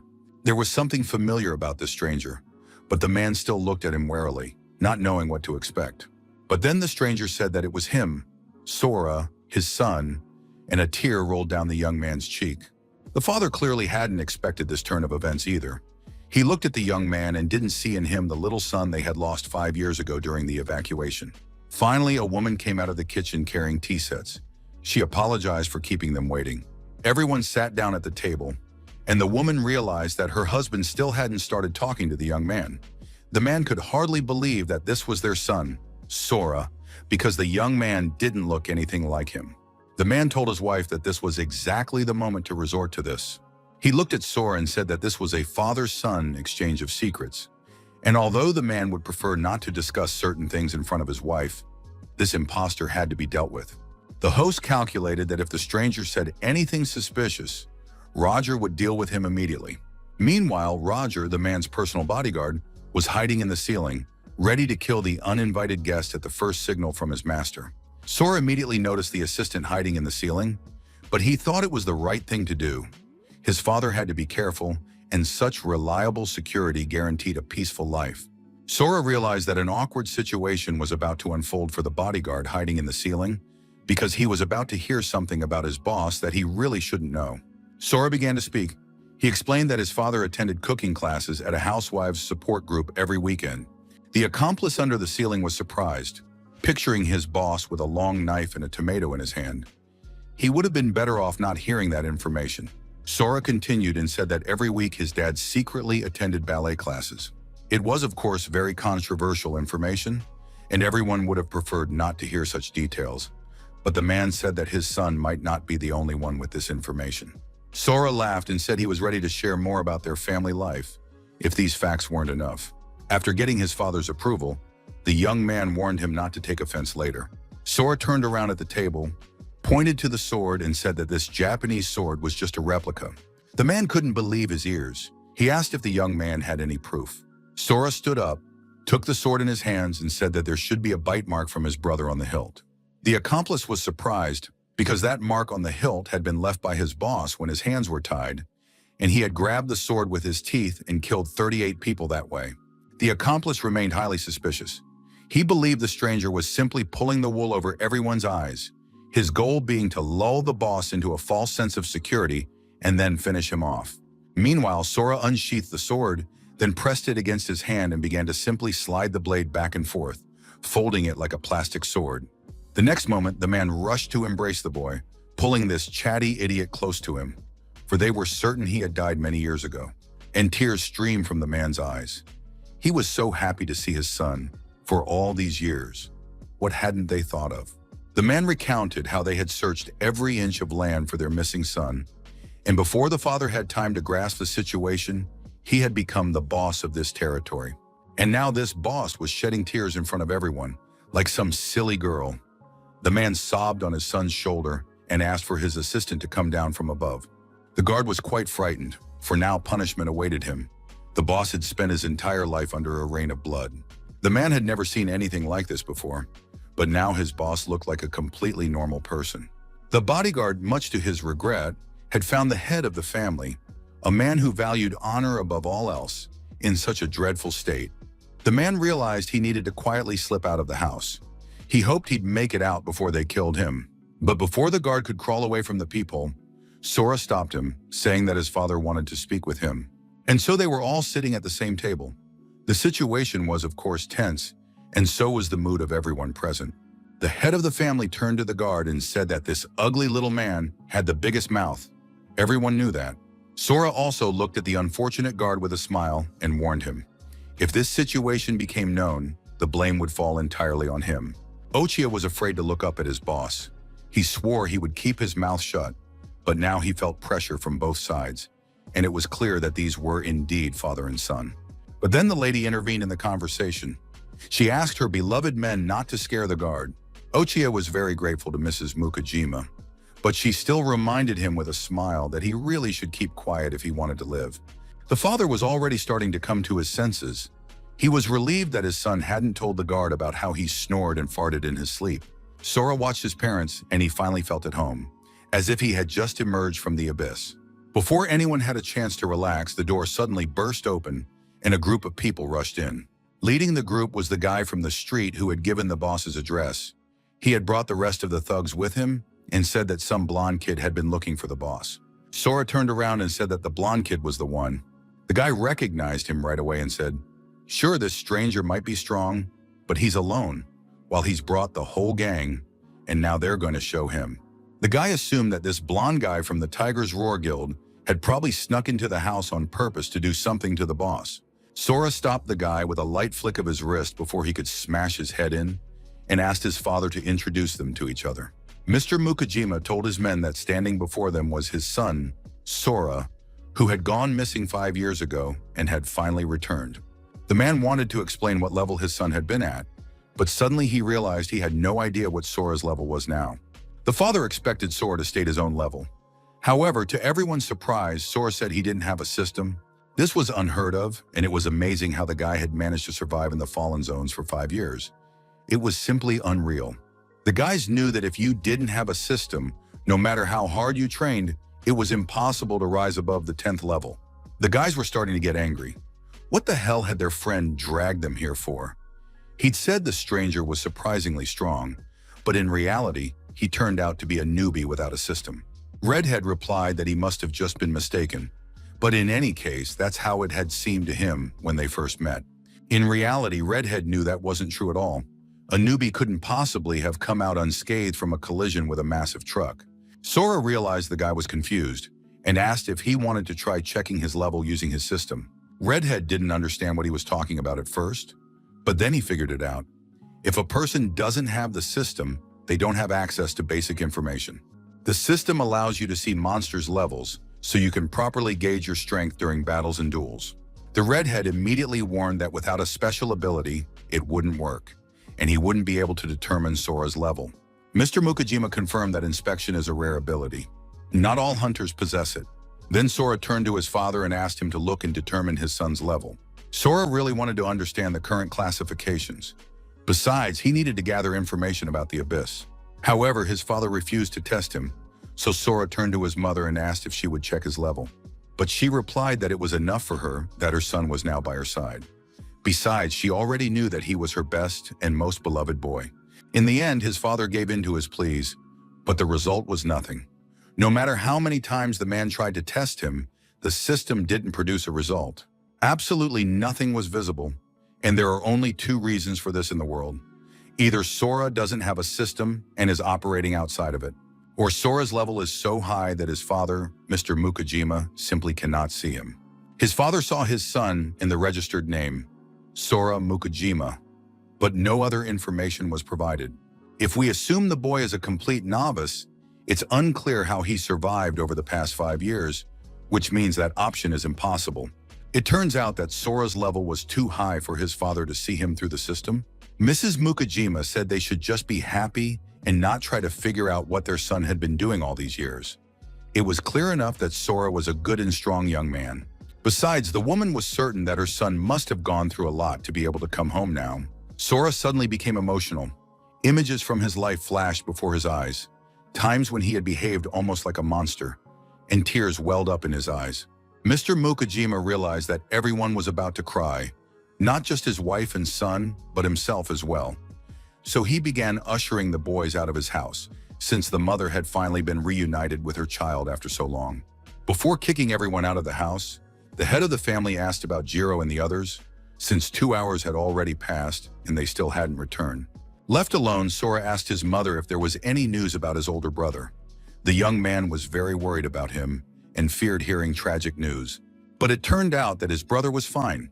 He was currently in the army and was alive and well. His mother showed him a photo on her phone. It depicted a handsome, confident man who had been fighting on the front lines all this time, as if trying to avenge his brother. Sora hadn't seen his brother in so long, the brother who had always been his friend and protector as a child. After that, Sora decided to find out what position his mother held here, and the woman confirmed that she was highly respected and had a good reputation. The fact was that the woman had become a priestess. She possessed many healing abilities, which allowed her to provide great support, and she could even make prophecies. Sora surmised that as a priestess, his mother could probably see right through him. The woman replied that she couldn't see other people's abilities, but she recognized her son immediately. All this was because she could make prophecies and had always known that her son would definitely return to her. Late at night, there was a knock at the door. The guard opened it slightly and asked who was there. He was ordered to throw the door wide open immediately because the vice head had arrived. It was a huge man with a cross-shaped scar on his forehead. Mr. Mukajima was in a wonderful mood. He threw the door open and greeted Jiro, congratulating him on his return. The man immediately noticed his deputy's gloomy expression and wanted to know what had happened. The head told his deputy that he had asked someone to observe everything from the sidelines to see how things were going, and now he wanted to know what they had found out. Jiro replied, just as the head had suspected, the Tiger's Roar Guild had joined forces with the army. As usual, they handed over the monster carcasses to the army, but the man with the laptop started nitpicking during the inspection of the goods, saying that the monster bodies were too battered and he didn't want to accept them. He made up excuses and gave only half the points, even though he reported the full value to his superiors. And during the audit, the entire difference in points went to the Tiger's Roar Guild. The head of the Union Guild was very upset upon hearing this news, because this is outright robbery. The Tiger's Roar Guild is supposed to remain neutral, but they're pulling stunts like this, and things will only get worse from here. We can't just sit idly by and let ourselves be humiliated. This will affect the city's future. The guild leader thanked Jiro for completing the task and told him he could put everything aside for now, eat and rest. Mr. Mukajima said that later he would go to the Tiger's Roar Guild himself and settle this matter with them. They need to show them that the Union Guild isn't some naive pushover that can be deceived and used for their own purposes. Sora wasn't present during the conversation, but thanks to the dark shard in his chest, all his senses and faculties were heightened, and he could hear from a distance. The young man realized that the Tiger's Roar Guild, along with the thug Kagawa and the rest of the hoodlums, had banded together, and now his father was going to negotiate with them. Sora was a little worried about his recently found father, so the young man threw open the door and appeared before the men, saying that he would go with his father. The redhead was very pleased, realizing that Sora wanted to get involved, and that meant he would get to see his true strength. The guild leader introduced his son to his assistant, explaining that Sora had gone missing 5 years ago in the Fallen Zone and had now returned to them. Jiro wanted to know what level the guy was at since he'd managed to survive so long in the Fallen Zone, but he was told that Sora was off system. It all sounded very strange. It turned out that the guild leader's son was just an ordinary person. But without the system, you're as good as dead in any shelter. You wouldn't last more than 3 days. Of course, there's a chance of survival with elite stats and good survival skills. But without professional skills, you'd turn into dead weight faster than the fight even started. In short, Jiro didn't trust this guy.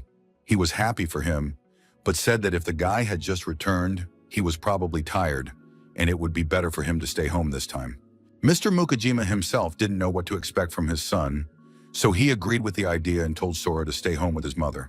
The woman realized she needed to step in. She offered to show her son around the house and the entire property. Sora wasn't offended by what was happening. This was to be expected, since to the people with the system, he was just an ordinary person, and he wouldn't be of any use in battle. Besides, Sora still hadn't gotten a full picture of this hideout. He knew there were monsters specifically targeting him, so he decided it was better to hide his power so as not to involve his family in this. Sora didn't argue and immediately agreed with his father's and his deputy's decision. The redhead was unhappy. He'd missed his chance to watch the chief's son in action. But soon the whole group set off for the showdown, and there was no time for sadness. Mom asked her son not to be upset. Dad was just very worried about him and didn't want to lose the child he had just found. After all, they had been reunited after so many years apart, and of course, his father didn't want to put his son in danger. Besides, Mom asked him not to worry about his father.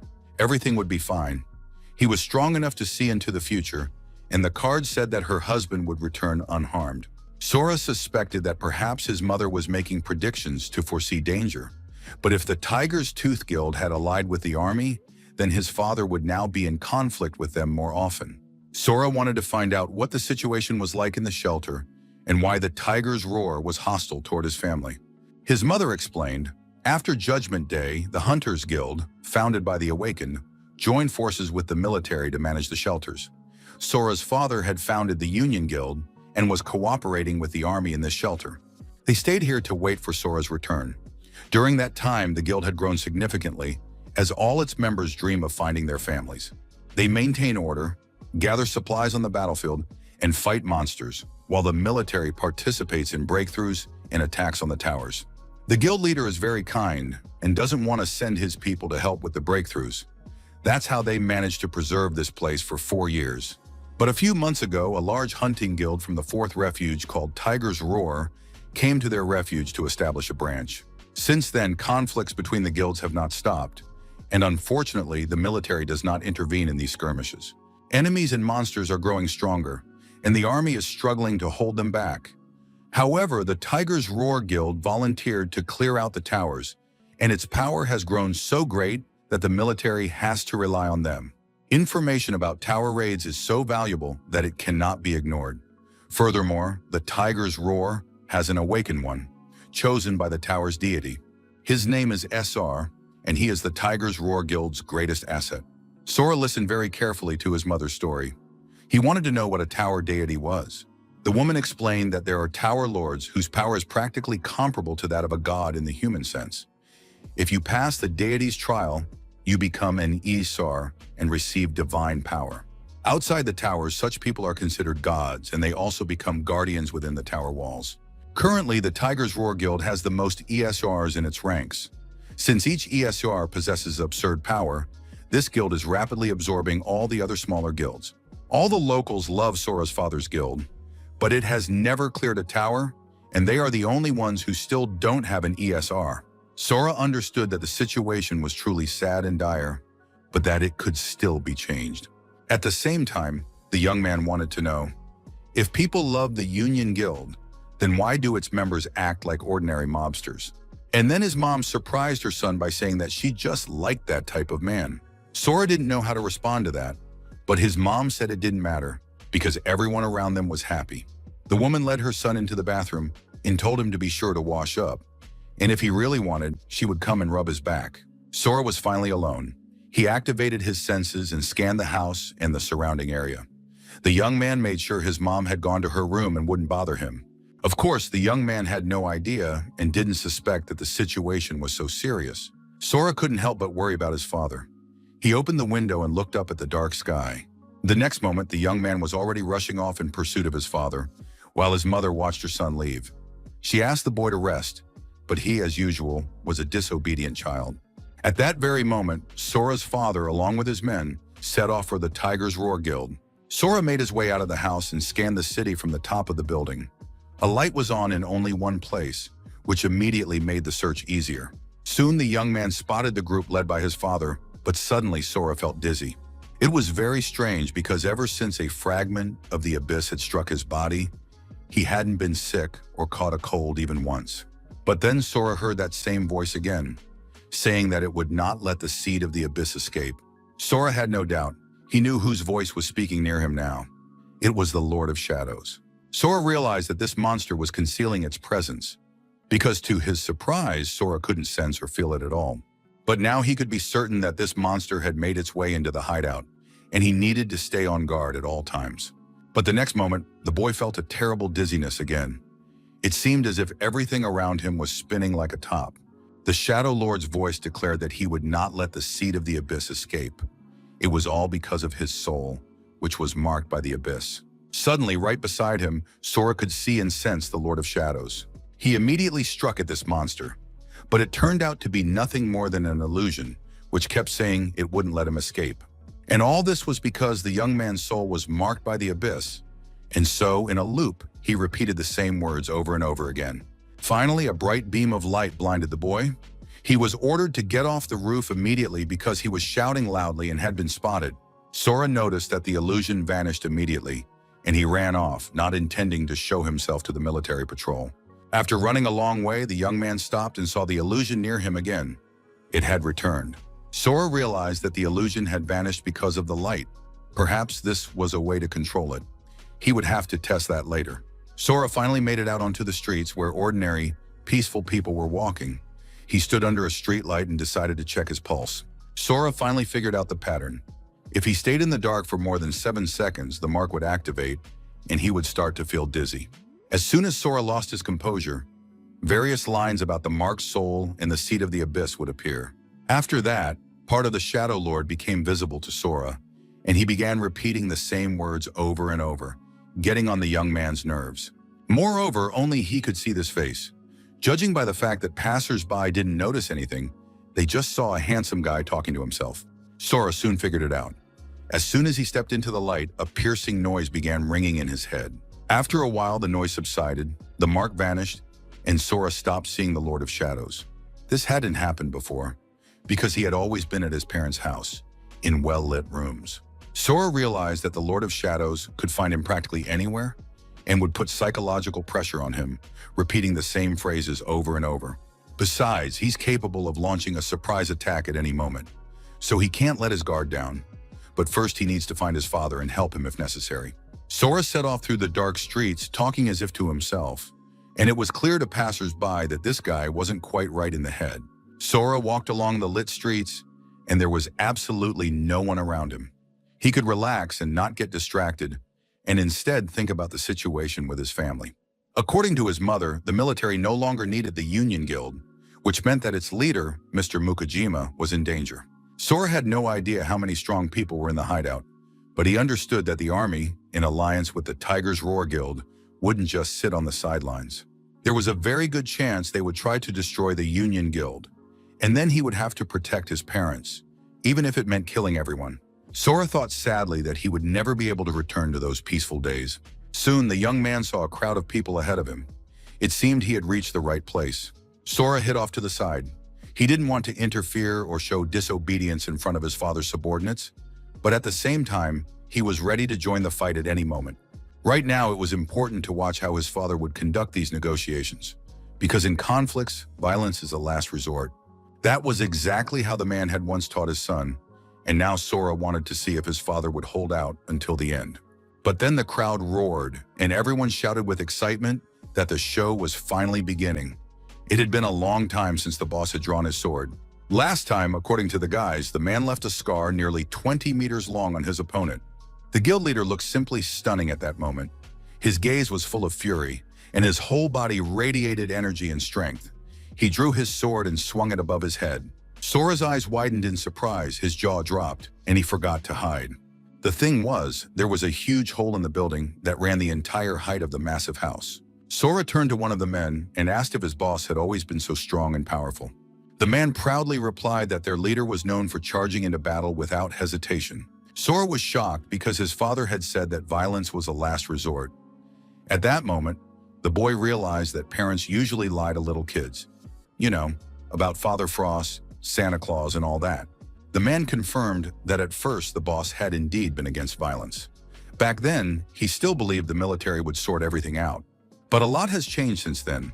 The military doesn't care about skirmishes. As long as the hunters do their job and civilians aren't starving, they won't bother to break up a fight. So the quickest way to solve problems is with your fists. If you can't win in a fight, there's no point in opening your mouth. Talking won't help. And then talk. That's the motto that works these days. Sora used to think that the strong hid their power, like a monk. But now it's clear that you can run wild if you possess great strength. Or perhaps that's exactly why this monk closed his eyes, to avoid rampaging and to view the world more calmly. Meanwhile, our monk was on the roof of the building, observing from above the aftermath left behind by Sora, who had destroyed all the monsters that hadn't perished in the bombing. Yukio Shuzenji removed the bandage from his face and activated his keen eye. The monk saw that the level 90 monster looked as if it had been torn to pieces, but there were no signs of heavy weaponry on it. Yuki was frightened by the fact that there were so many powerful people on Earth. Therefore, he needed to proceed with caution, and he blindfolded himself again. Mr. Mukajima sheathed his sword and now waited for his opponents to appear. Finally, a group of thugs emerged from the building, and one of them warned them not to get cocky because the situation was no longer the same as when the shelter first opened. Mukajima confirmed that indeed a lot had changed because all sorts of annoying villains had appeared who had no business being in the shelter. The man already regretted that he hadn't destroyed the members of the Tiger Roar Guild when he had the chance. The villain began to say that the leader was probably just afraid to do it, so now he had a perfect opportunity to prove his words with actions. Mukojima was furious when he heard the insinuation about his cowardice, and he said that he would deal with his opponent right now and wouldn't let him get away with it, and he began to draw his sword. Seeing what was happening, the villain looked a little flustered, since he had already provoked the guild leader enough. So why wasn't his backup showing up? Or was that not enough? And the man continued to humiliate the guildmaster, saying that he couldn't even draw his sword because he was a real coward, which meant he'd be better off as fuel for the tiger's roar. But in the very next moment, Mr. Mukajima, drawing his sword from its sheath, lunged at the insolent man. And just then, a phantom-like woman with guardian angel-style wings appeared behind him, and she raised a shield that struck Mukajima. The Demazovids were pleased that they had provoked him, and the man had gotten himself into a fight. That was exactly what they had been counting on. At that moment, the military's chief representative in the shelter emerged from the building and noted that Mr. Mukajima had been the first to start the fight in the shelter, which is prohibited by law. No one understood why Mr. Usui was there.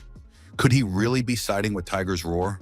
Sora realized that this military officer supported the Tiger's Roar Guild, and his presence here was no coincidence. Sora surveyed the building, and although it looked completely lifeless, he sensed that many people were actually hiding inside.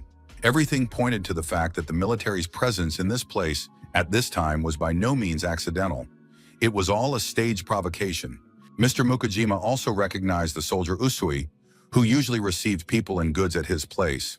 Mr. Usui announced that according to Article 15 of the Temporary Shelter Security Act, duels were strictly prohibited. Violators could be punished by imprisonment for a term of 15 days or more, depending on the severity of the offense, or by execution, and the soldier asked whether Mukajima would comply with his order. Mr. Mukajima now understood what his opponents had planned. They had deliberately provoked him and then decided to use the law to arrest him. Looking at these confident faces, it becomes clear that the military officer Usui is not worried that his superiors will find out about his corruption, which is why he behaves so brazenly. It's clear that if they manage to put him in prison, they'll keep extending his sentence indefinitely or even make him disappear under mysterious circumstances. Mr. Mukajima also understood that without him, the Union Guild would fall to Tiger Roar and the others. But it's unclear why the military would go so far in their intrigues. Disrupting the existing balance? Perhaps there's a power struggle among them as well. Mukajima understood that he must not admit to breaking the law. He smiled and told Mr. Ushi that there had been no duel here. The fact is that as the head of the Union Guild, Mr. Mukajima could not admit to a crime without evidence. The soldier pointed to the crack that ran through the entire building and said it was a sword mark. Clear evidence of his aggression. Mr. Mukajima didn't deny that he had made the crack, but that didn't prove there had been a duel. It simply meant he had been trying to relieve stress on one of the abandoned buildings. But then the soldier Usui came down the stairs to get closer. He realized that the intelligent and self-assured Mukajima could put him in a foolish position.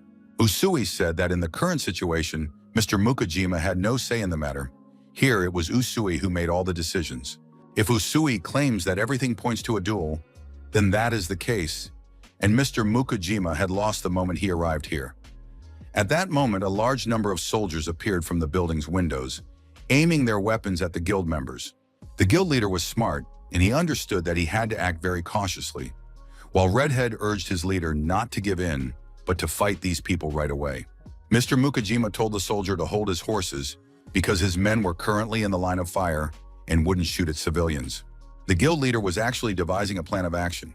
He understood that the military officer Usui was too strong, but if they took a representative of the Tiger Roar as a hostage, they might be able to break through. Tsuchida soon sensed the power emanating from the enemy. He immediately activated his shield because he had no intention of being the weak link. But this character's defensive abilities were different from those of other classes. He could analyze incoming attacks. But Mr. Mukajima understood that even at this distance, he was capable of blocking his opponent. The Milky Shield can only withstand swords. However, the level of this resistance is much higher than that of other shields. Tsuchidu was confident that his shield could withstand an attack from a warrior of the same caliber as the head of the Union Guild. The villain hid behind his spiked shield and was already beginning to laugh in his face, for his opponent would not be able to pierce this powerful shield. The military officer Usui turned to the guild leader and asked if he was now willing to go to prison on his own, or if he should be thrown in there along with his comrades. Jiro and the other guild members did not want to let their leader go to prison and now watched the situation with anxiety. Mr. Mukajima sheathed his sword, unfastened it from his belt, and handed it to the soldier. It was the only wise thing to do in this situation. Among the members of the Union Guild, there was no consensus either. Some believed that the leader had struck the building just for show, but there were also smart people who understood that the leader had surrendered in order to protect his people. Jiro silently watched what was happening. The leader had made an agreement. When he raised his sword, it meant they had to get ready, and when he lowered it, they had to attack. The rest of the guild members were unaware that there was a special secret communication technique between the guild master and his deputy. Jiro was ready and watched closely. He saw the moment when Mukajima let go of his sword. The sword vanished instantly, and Mukajima himself lunged at Tsuchida, circling around the soldier and preparing to fight with his bare hands. Of course, this shield had a spell that blocked sword attacks, and the villain hoped that this would help him. Finding himself face to face with his opponent, Mukajima drew his sword and prepared to attack. Tsuchida smiled a nasty, smug smile. He knew that even a warrior as strong as the guildmaster wouldn't be able to cut through his shield. But at that moment, Jiro stepped in. He extended his hand toward Tsuchidu and activated his active skill. As a result, the guildmaster's attack succeeded, and the protective shield shattered into tiny pieces. Tsuchidu had just enough time to notice that for some reason, his opponent was holding a hammer instead of a sword. Everything happened very quickly. The soldier Usui drew a dagger. He said that Mukajima wanted to kill him personally, so he was defending himself. Jiro directed his skill against the soldier, blocking his attack, and now the man could do nothing with his knife. Tsuchida felt as if he were paralyzed. He shouted to his men that the Union Guild had gone mad and they needed to be killed. The soldiers opened fire, but Jiro continued to maintain his active skill, which created a protective barrier. Mr. Mukajima thought that as long as the situation was under control, and if they could just stop the opponents, they could quickly get out of there. Because, of course, the situation was not going in the Union Guild's favor. The guild leader was about to deal with the enemy when suddenly something flew past him very quickly, and he didn't even have time to see what it was. The soldier was very pleased. He said that the stone wall Jiro had created had cast him into shadow, and that it was a very useful skill in combat.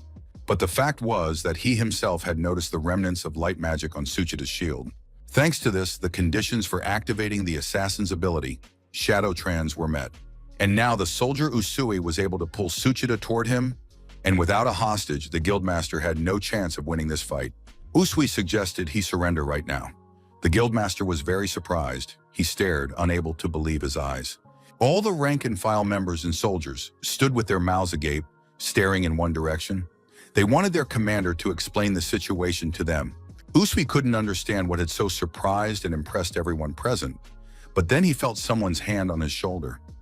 It was unclear how this person had managed to sneak up behind him so quickly. Sora now stood between the two villains, holding them by the shoulders and asking what had surprised them so much. Usui was very tense. He wanted to figure out who this person was and how the stranger had managed to sneak up on the assassin unnoticed. Could this be backup for Mukajima? The soldier didn't know who was beside him, but he knew it was an enemy. Whoever struck first would win. So the man realized it was time to take advantage of the situation, and he began quietly pulling a small bottle containing some kind of potion from his pocket. Tsuchidu noticed this movement. He knew the bottle contained a deadly poison that the Tiger Roar Guild had prepared to kill a level 90 monster. It was unclear when the soldier had managed to steal it. Usui flung the vial of poison aside. Then with a sharp swing of his dagger, he slashed the bottle open so that the potion would spread throughout the area. Tsuchida tried not to breathe. He realized that this vile soldier had decided to destroy them all. The rank-and-file soldiers, like mindless sheep, stared at the mist spreading around them and breathed it in deeply. They had no idea what it was. Tsuchidu realized the fight had reached a stalemate. It was no longer a laughing matter, but at least Mukajima's ally, who had so unexpectedly appeared near them, had been killed. However, at that very moment, someone grabbed the two villains by the scruff of the neck and held them tight, preventing them from escaping the epicenter of the spreading poisonous fog. Sora felt great. He clenched both of the soldiers' daggers between his teeth, and now the villains realized they were dealing with a true monster. To them, Sora seemed like a true monster, one that was immune to the poison used to kill monsters, and he held the two of them firmly as they tried to escape. Depending on their specialization, a player's stats vary, but they always include intelligence, perception, strength, dexterity, and constitution. If the stranger is capable of withstanding this poison, then his constitution stat is on par with that of a level 100 player. Tsuchida stared at the stranger in horror, realizing he never expected to encounter such a defender at the guild leader's side. Sora ordered the villains to tell their men to lay down their weapons and retreat, but instead of obeying, a brawl broke out between the men. And in the very next moment, the soldier Usui, seizing his chance, leaped onto Sora's shoulder, pinned his arm, and was ready to break it. But before the villains could take advantage of the opportunity, Sora threw both of them to the ground with all his might, not giving them a chance to do anything against him. Mr. Mukajima watched his son with utter delight as two fleeing enemies whizzed past his head at tremendous speed. They slammed into the stone wall with all their might, and Mr. Mukajima felt a shockwave as if several bombs had exploded near him. And it was just his boy throwing the bad guys off him. Usui was ready to admit that this unknown player was very strong, but it was unclear how he would react to the shadow trance. And now the soldier was already behind Sora with a dagger in his hands. He thrust his dagger into the young man's back, but at the last moment his hand wouldn't obey him for some reason, and Usui was forced to push with all his might. The soldier continued to press, but he felt as though the stranger's body were made of steel, and the knife wouldn't penetrate the flesh at all. It felt as if he were stabbing a rock. Sora let his opponent enjoy his failed attack, turned around and struck him in the chest with all his might. Usui no longer understood what was happening at all. This guy had wounded him with just his bare hand, despite the bulletproof vest. The soldier realized he needed to retreat, but just at that moment, Sora grabbed him by the face and slammed him to the ground with all his might, crushing his nose so hard that blood spurted in all directions. Satisfied that Usui was no longer trying to get up and was lying motionless, Sora got up from the man and began to look around. After that, he grabbed Usui by the scruff of his neck and carried him over to the soldiers, tossing him at their feet. The rank-and-file soldiers were smarter than their commander and had no intention of avenging him. Sora told his father that his men would handle the rest and that they should go home quietly, since their mother was waiting for them. The Mukajima residence was completely silent, and the guards were even afraid to breathe too deeply. Mom was glad that her men had returned safe and sound. She asked her husband if everything was all right, and he confirmed that everything had gone perfectly. The guild leader tried to get some details, taking a few guys with him, but they were as silent as partisans. In this situation, it didn't matter. Now the Union Guild had discovered the location of Tiger's Roar, and they had to be prepared for anything. But right now, the Guildmaster didn't want to think about Tiger's Roar at all because his mind was occupied with something entirely different. The father turned to his son. He wanted to know what had been happening with Sora over the past 5 years. Sora admitted that after he understood what was going on here between the guilds, he was able to realize what he had done over the past few years. 5 years ago, the boy had been transported to a strange reality, and all that time he had been slaying monsters there. It must have been one of the towers, and he had found himself trapped inside. After that, Sora told his parents everything that had happened to him in the tower. How he got there, how he killed the first goblin and got a shard lodged in his chest, and how he went on to slay monsters on every level. In the end, Sora admitted that, apart from the summons back to Earth, he couldn't explain anything else because he didn't fully understand it himself. His father was deep in thought. He knew of 16 towers, but none of them matched the description his son had given. Jiro believed that if this tower was near their hideout, then they needed to clear it out, and that was now the top priority. In the end, the father was happy that his son had survived the terrible situation he had found himself in. But it wasn't just that he had survived. Jiro was glad that the boy had returned many times stronger than any of them. Be that as it may, the greatest joy was that their son had returned home, and now his parents would not let anyone or anything tear their family apart. Sora noticed that his parents' hands were also covered in scars, and the young man decided that he would never leave them again and would protect them. Everything was wonderful, but completely unexpectedly, the lights went out and the power went out. It was very strange because the power was rarely cut off in the shelter, but Jiro said that the forecast had predicted a thunderstorm, and perhaps that was the cause of the problem. But Sora knew the situation was very bad. He had already sensed that the Lord of Shadows was coming for him in the darkness. And sure enough, he soon appeared beside Sora and said that this time he wouldn't let the boy get away. Sora knew that this shadow companion had appeared, but this time his words were different from what he had said in the past. Moreover, Sora noticed that his father and mother could not see the Shadow Lord, even though they were also awakened. But at that moment, the Shadow Lord looked very surprised and gradually began to fade away. Sora couldn't understand what had happened. Had the spell been broken? But soon the young man realized that the Shadow Lord had simply left his body. A few moments passed, and now the stranger in the cloak was standing next to him, full-sized. He was glad to greet the Seed of the Abyss. Sora realized that his shadow companion wanted to be considered a separate entity, but it was already clear that he couldn't manifest physically, which meant he was an illusion. At that moment, the Shadow Lord leaned toward him and said that there was no need to pretend Sora couldn't hear him, and that he shouldn't consider him an illusion. Of course, people love to deceive themselves. But now the Shadow Lord covered Sora's eyes with his hands and asked if the boy still considered him an illusion. Sora said he couldn't see a thing. Could all of this really be happening? His parents and Jiro stared at the boy in surprise, not understanding what was happening. Sora was enveloped in some kind of dark energy. It was literally emanating from his body. Mr. Mukajima was very alarmed. He couldn't understand what was happening to his son's eyes. His mother immediately began applying her healing techniques and initiated the purification process. The woman sensed that her son was not under the influence of a curse, but she still could not find an explanation for his condition. Sora thought that this time the Shadow Lord had created a real physical manifestation of himself, which meant that things were bad and everyone was in danger. Sora, despite being blind, was able to see his opponent and rush to attack him. The Shadow Lord, though he was grabbed by the throat, continued to mock the young man and ask if he was afraid. The boy's parents were very worried. They could see their son fighting someone, but they couldn't see the enemy. And even his mother, who was a seer, couldn't see anyone. Sora still had his opponent by the throat and asked why this cowardly bastard was chasing him. But then the Shadow Lord said that Sora must have misunderstood him, but come to think of it, he hadn't actually introduced himself. It turned out that he was Fudel, the god of darkness, from the noble divine race of AS. Sora once absorbed the black crystal, the divine power of the AS race left behind in the abyss. To put it simply, Sora absorbed the power of darkness that belonged to Fudel. And now the god's minions are keeping a close eye on the guy because he left the abyss of his own accord.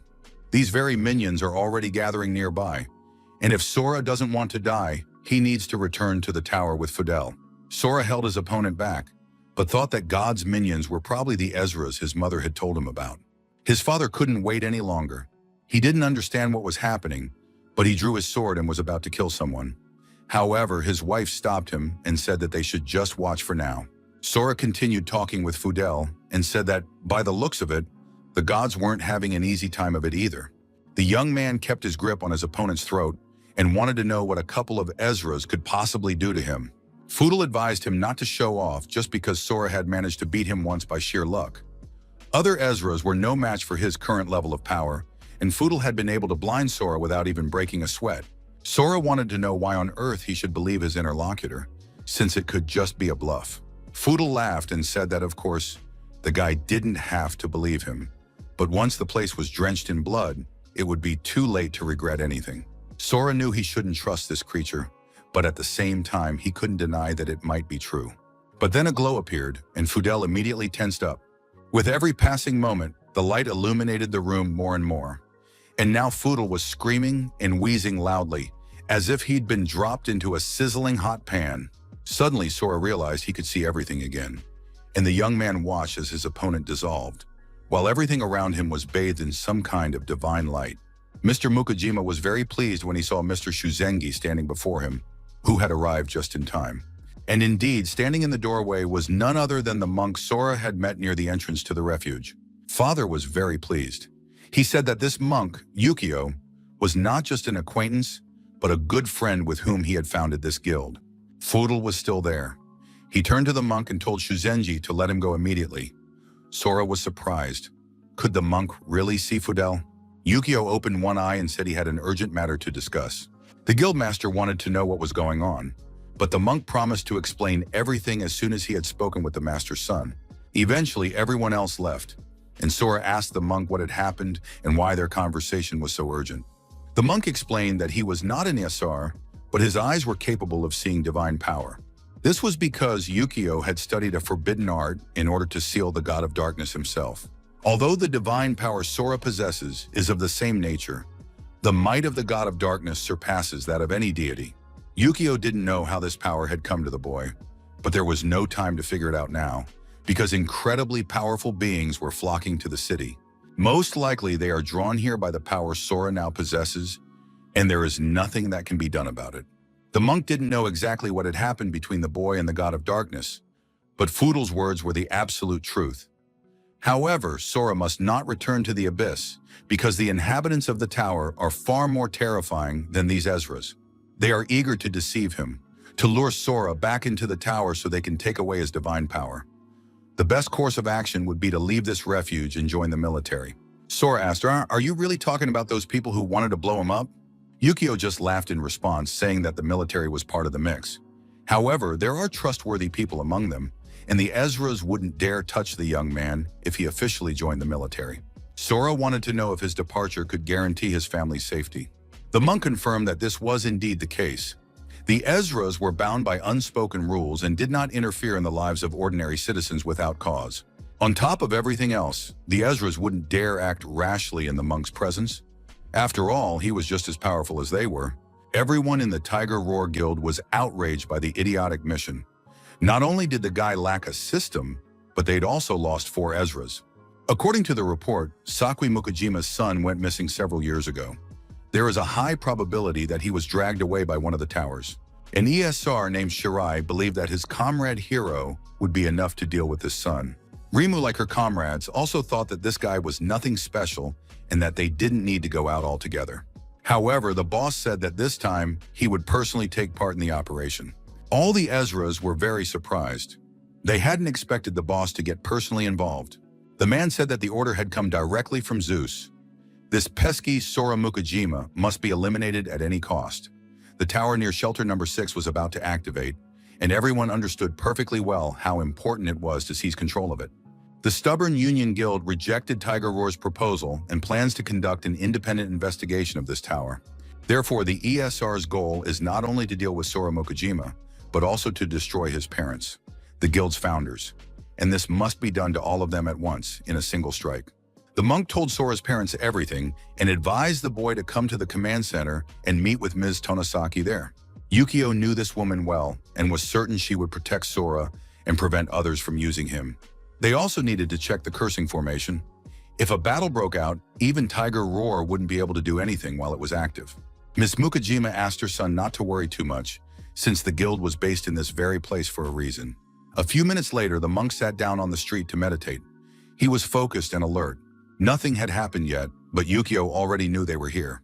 And indeed, at that moment, dark energy spread throughout the courtyard. The courtyard door swung open, and 4 ESRs exuding death appeared in the doorway. The monk used the Veil of Golden Bells. With its help, he began to hold back the villain's advance. But the Ezras were too strong. There were over 100 of them, and they all had a single goal. Even the monk was deeply alarmed when he realized just how many Ezras had arrived. That wasn't all, because soon the Ezras parted and let through their boss, who entered the courtyard, hands in his pockets, confident in himself. Because Richt Mukai himself had come here in person, Mukai ordered one of the Ezras to launch an attack, and already Shirai had stepped forward and directed his power. The representatives of the Union Guild didn't yet understand what was happening, but the guild leader felt as if a dark force were caressing his face. The monk realized that things were very bad. All members of the Union Guild and even the cover squad had been taken over by an evil spirit. They were all trapped and had no way of escaping. And the unexpected guests scanned absolutely everyone present with their scanning eyes, and it was clear that the forces were unequal. The monk addressed the uninvited guests and asked what business had brought them to this house in the middle of the night. Ezra had already realized that their main target, Sora Mukajima, wasn't there, and now they wanted to know where he was. The monk told them not to be rude and suggested that the uninvited guests lacked manners and that he could teach them some. Taking advantage of the pause, Ms. Yu Mukajima immediately began to activate a protective barrier, hoping it would shield her and her family. Soon, the unexpected guests were struck by a debilitating curse that spread over them like a thick fog. The Ezras received a warning about this curse, and it angered them even more. Hiro was very annoyed, but he believed that even if someone from this guild had cursed him, he could still wipe them all out single-handedly. Monk Yukio grabbed the attacking Ezra's fist with his hand and held back the attack, much to the insolent man's surprise. The monk demanded that the ESR stop underestimating the Union Guild. Hiro was very surprised and shocked when he checked his stats and realized that his level had dropped by 30 points. He had become weaker than this arrogant and self-assured SR, who now had nothing to oppose him, having lost his level. And now the monk had launched an offensive move, and Hiro the ESR was forced to fly across the entire courtyard. Everyone within the curse's range lost half of their caster level. Simply put, their levels had dropped by 34 points, and now they had to consider whether they were ready to fight in that state. Richt Mukai was absolutely thrilled. He thought this made things even more interesting, since lately all their battles had been pointless due to the huge difference in levels. And now finally they had a chance to prove themselves, and Rima stepped in. She began to activate her abilities. And Richt Mukai declared that as long as everyone present was in his hands, Sora would crawl to him on his knees, and this amused him greatly. The space in the courtyard began to twitch and blur, and unfortunately, no one from the Union Guild was able to stop this process. And in the very next moment, they all found themselves in the arena of Athena. Richt Mukai was very pleased. He said he hadn't had a fair fight in a long time, and now it even excited him, so he hoped he wouldn't get bored until Sora joined them. The guild members couldn't figure out where their boss, his wife, and his closest aides had gone. But Richt Mukai had already drawn his weapon and said that he would personally eliminate all those annoying obstacles that remained in the courtyard. Meanwhile, the soldiers continued to search the city streets, the part where monsters might appear, gradually eliminating them. Suddenly, their attention was drawn to an object approaching them at tremendous speed. A few moments later, the young man landed near Ms. Tonosaki, and all the soldiers, startled, gaped at the stranger. Sora compared the photo of Miss Tonosaki to make sure he had found the very woman Monk Yukio had recommended to him. After that, the young man raised his hands and said that he had come from the Union Guild and required the military's protection. Ms. Tonosaki ordered the soldiers to lower their weapons. She realized that Sora Mukajima was standing before her and said she had a few questions for him. Meanwhile, in the arena of Athena, Sora's closest companions had no idea what to expect from the unfolding events. Soon, flames ignited on all the columns, signaling that the arena was ready for the battles. Rima turned to the great gods and called upon them to witness her battle. After that, the girl asked the gods to grant her miraculous divine power, which would later help her in battle. And then above all the Ezras, the silhouette of the goddess appeared. She spread her arms and thus protected all the Ezras. Rimu announced the rules. Each side must choose 5 representatives. The team that is the first to achieve 3 victories will receive the blessing of Olympus. The losers would be incinerated by divine light and scattered to the winds. Hiro was very pleased, sensing his victory. Mr. Mukajima asked what it meant that they had to find 5 representatives when there were only 8 of them here. Rimu confirmed that this was indeed the case, but that wasn't all. The fact was that the main star of the show, for whom everyone had gathered in the arena, was still on his way. He simply didn't know he was supposed to show up here. So, with no desire to delay any longer, Hiro stepped forward and asked which of those present was the first to be ready to face death. Thus, Hiro's challenge to his rivals was officially issued, and according to the rules, they must now respond. Monk Yukio was very upset. He believed that because he had allowed himself to think superficially, they had all ended up in this mess. Sakui tried to calm and support his friend, saying that it wasn't the monk's fault. Besides, they were all in the same boat now. The curse cast by Yu had lowered their levels, so for the time being there was a chance to fight one-on-one. Jiro pointed out that Lady Yu was unfit for battle, so the 3 of them would have to handle it and win. The monk knew that Ares' ESR was the strongest among them. After becoming an ESR, he single-handedly defeated an entire guild of 3 Sers, taking advantage of Ares' superior skills. But Yukio asked his friends not to worry because he had a plan he wanted to try. And now the monk volunteered to be the first to fight in this duel to test his tactics. Thus, the monk Yukio Shuzenji stepped into the arena and accepted the challenge to begin the duel. The goddess raised her hand and called on the combatants to prepare for the start of the battle. As soon as the goddess gave the signal to begin the duel, Hiro immediately rushed to attack the monk, who was still standing calmly. Hiro couldn't stand monks or those who loved to talk, so he thrust his hand forward to shut his opponent's mouth. Everyone watched the duel with bated breath as the 2 combatants fought an even match, and no one could tell who would emerge victorious. The monk tried to dodge the direct blows, while Hiro believed that this religious man was only capable of running away and fleeing for his life. At one point, he once again grabbed Hiro's arm, clamping it in his grip and preventing him from launching an attack. Shirai noticed that their comrade had initially closed the distance with his opponent, but was now pulling back. It was clear that the fight wasn't as easy for Hiro as he'd thought. Rimu knew her comrade wasn't weak, and she didn't want to count Hiro out just yet. Mr. Mukajima asked his comrade how he was feeling. The monk didn't answer, but his hand was badly injured and blood was flowing onto the ground. Hiro was very pleased. He asked how the monk rated Cadmus's fangs and pointed to the sharp teeth protruding from his hand. It was those very fangs that had pierced and wounded the monk's hand. The monk knew that Cadmus was Ares' serpent. He would never have thought that the serpent would possess the Ezra's body to help him in close combat. But now it was clear that Hiro would not hide his host, and sharp spines of the Cadmus serpent appeared all over the Ezra's body. Hiro said that the serpent hadn't had its fill yet, so the attack continued, and he closed in on the monk again at tremendous speed. The monk managed to dodge by making a very quick sidestep, and Hiro's hand whizzed past his face. The situation was complicated by the fact that the Cadmus serpent was already acting on its own. It had partially emerged from Hiro's body and was personally attacking, biting the monk.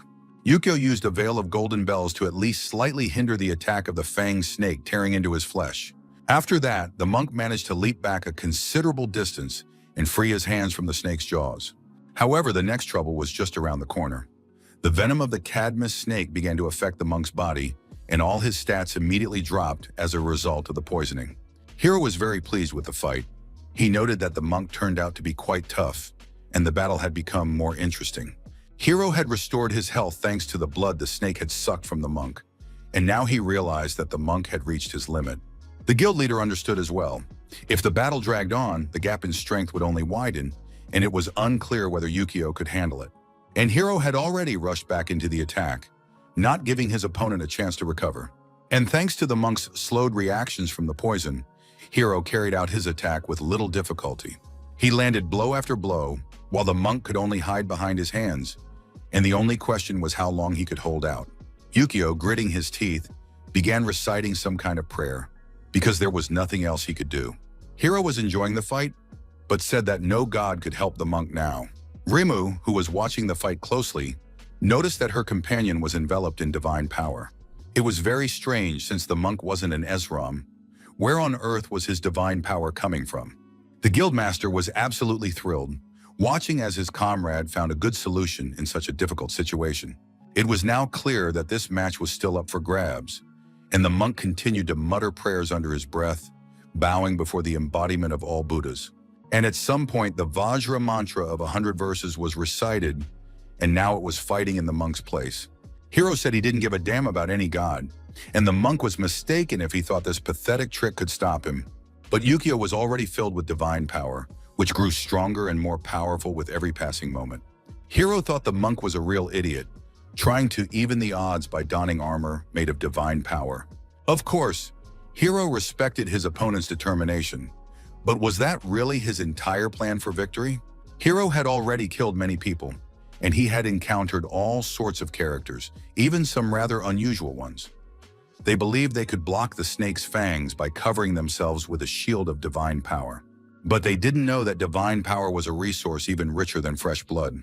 And now Hiro was certain that he would devour the monk along with his divine power, for he had done so before with another religious figure. And finally, the opponents closed in on each other, and the fight entered its decisive stage. And to the surprise of everyone present, Hiro took a blow to the face, and then the monk sent him flying with a powerful punch to the jaw. Hiro couldn't understand how this could have happened. The monk had managed to suppress the snake's venom and regain his speed using divine power. Yukio had no intention of stopping. He continued his attack and landed several more blows on his opponent. It was now clear that not only his speed, but also his strength and reflexes had increased. Absolutely all his attributes. However, one shouldn't forget about the snake, which was ready to defend its master, and now this monk was the perfect prey for it.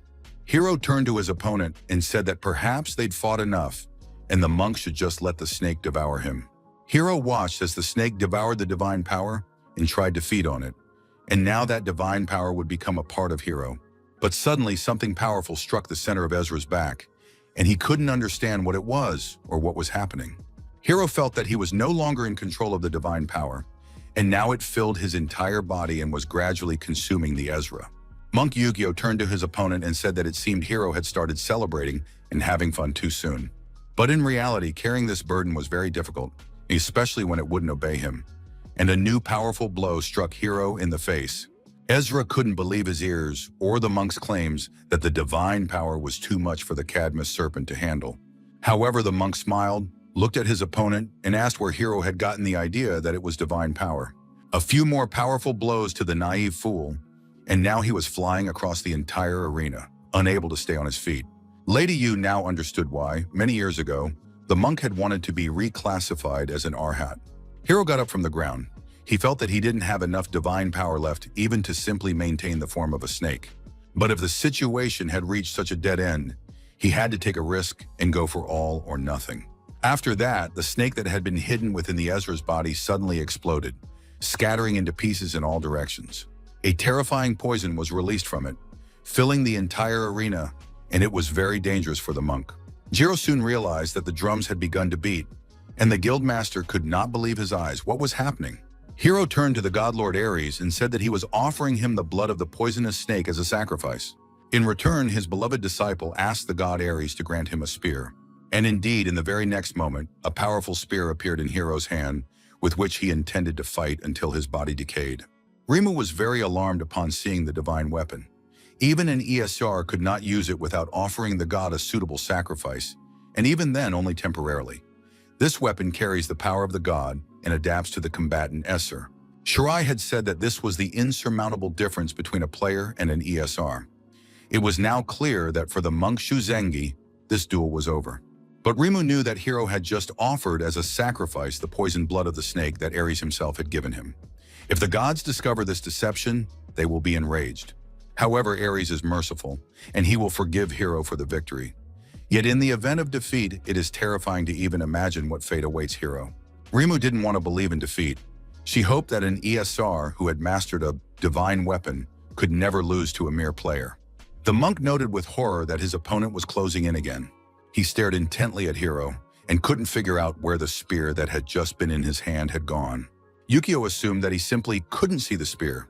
He managed to dodge, but a powerful explosion still rang out right behind him. The monk realized he was lucky and had avoided the blow thanks to a timely mantra.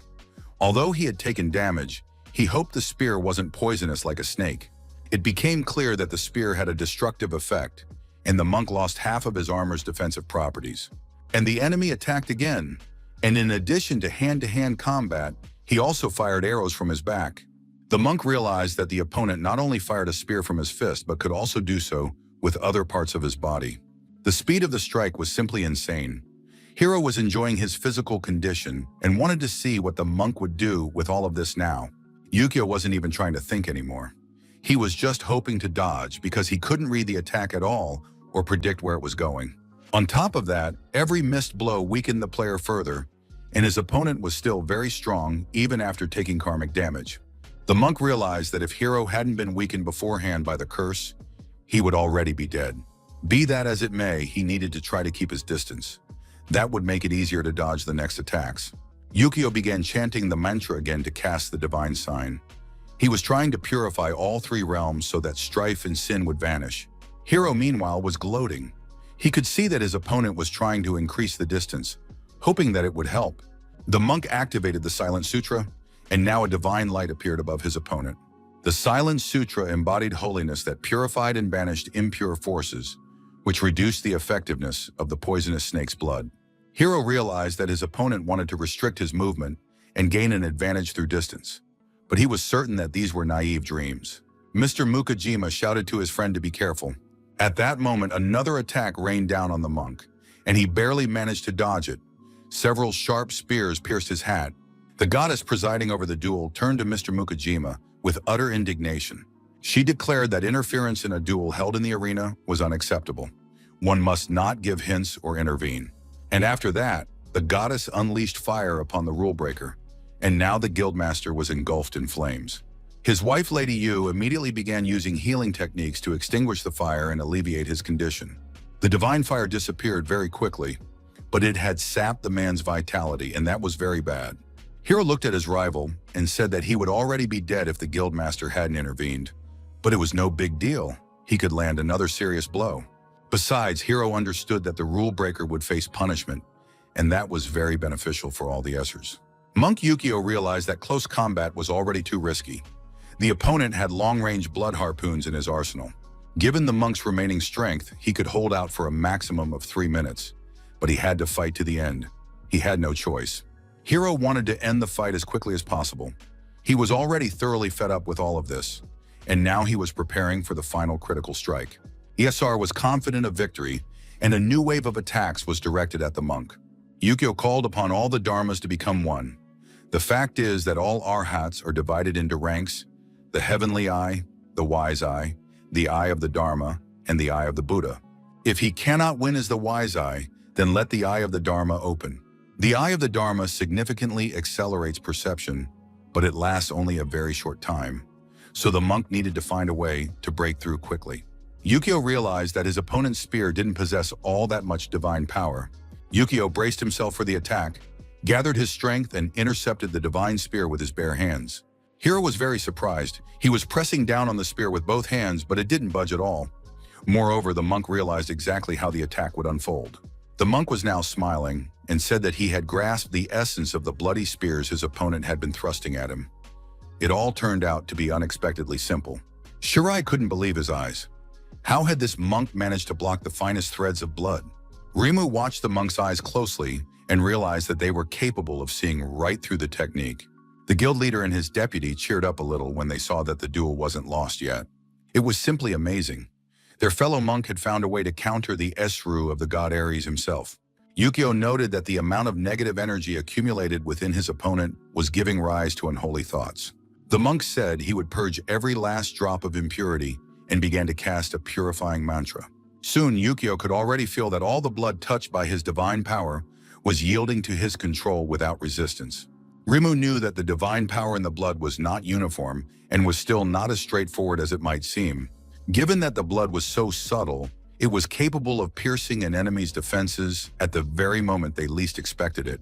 And indeed, the monk, absorbed in purifying his blood, soon noticed that the poison blood was gradually gathering around him for a future attack. He had absolutely nowhere to run because the blood needles were aimed at him from all sides. The monk again used the Eye of Dharma to examine the entire technique before it could take effect on him. And then the purifying sutras of divine power purified all of Ezra's blood, and he found himself powerless. Yukio continued to pray while the blood arrows flew toward him regardless.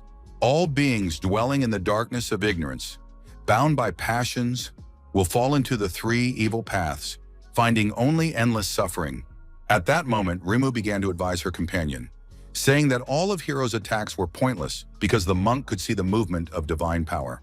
Hiro was outraged because the goddess Athena, who was watching the duel, did not punish Rimu, but merely gave her a warning. But Mr. Mukajima stopped his companion, saying they shouldn't interfere. They'd be better off waiting for Yukio Shuzengi's victory.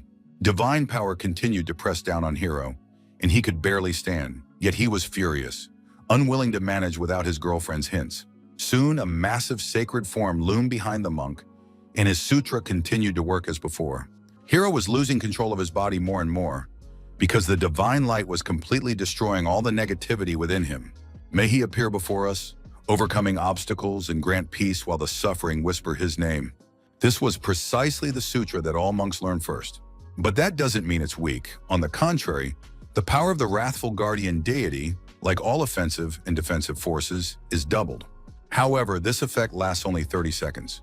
And during this period, one must not be distracted or lose concentration for even a moment. One must continue reciting the sutra directly in front of the enemy. An incredible humiliation. Despite his physical wounds and injuries, Hiro tore his own shoulders open with his bare hands and let the blood flow. That blood was immediately directed at the monk to attack him at any cost, just so he would interrupt the sutra. Yukio knew that the spell was capable of suppressing the snake's blood, and attempting to overcome this block required an enormous amount of divine power. Such an unexpected attack is utterly meaningless in the eyes of the Dharma. It wouldn't even scratch the monk. And Hiro continued to tear at his own body, flooding everything around him with blood and directing it like a weapon at his opponent. He kept going, and it was clear that Hiro was no longer in control of anything. He was like a crazed monster, thirsting for victory. Yukio could barely stand. He too was at his limit, and blood was streaming from his eyes, but he had to hold on, even though time was running out. Hiro was furious that he didn't even have enough strength to break the monk's concentration. A massive guardian deity towered over the arena, while Hiro could no longer rise, kneeling before his opponent. The final countdown began, and the power of prayer, like the virtue of a small child, like burning ice doused in oil, like water flowing through the heart of a tree. And now everything converges in Yukio's mind like a supreme deity, and the decisive blow comes. It crashed down on Hiro, who could offer no resistance to this divine power. Yukio managed to think that he had, after all, finished off his opponent before the Eye of Dharma reached its limit. The goddess presiding over the arena announced that the first match went to the Union Guild. Yukio Shusenji had won the match, but the boy could barely stand, and blood was streaming down his face. However, that didn't matter anymore. Rimu immediately began casting healing spells on her comrade, who couldn't even get up off the floor. Soon, Hiro was physically healed, but he continued to sit silently, lost in thought. Suddenly, two gods appeared behind him, who apparently were dissatisfied with their Esram.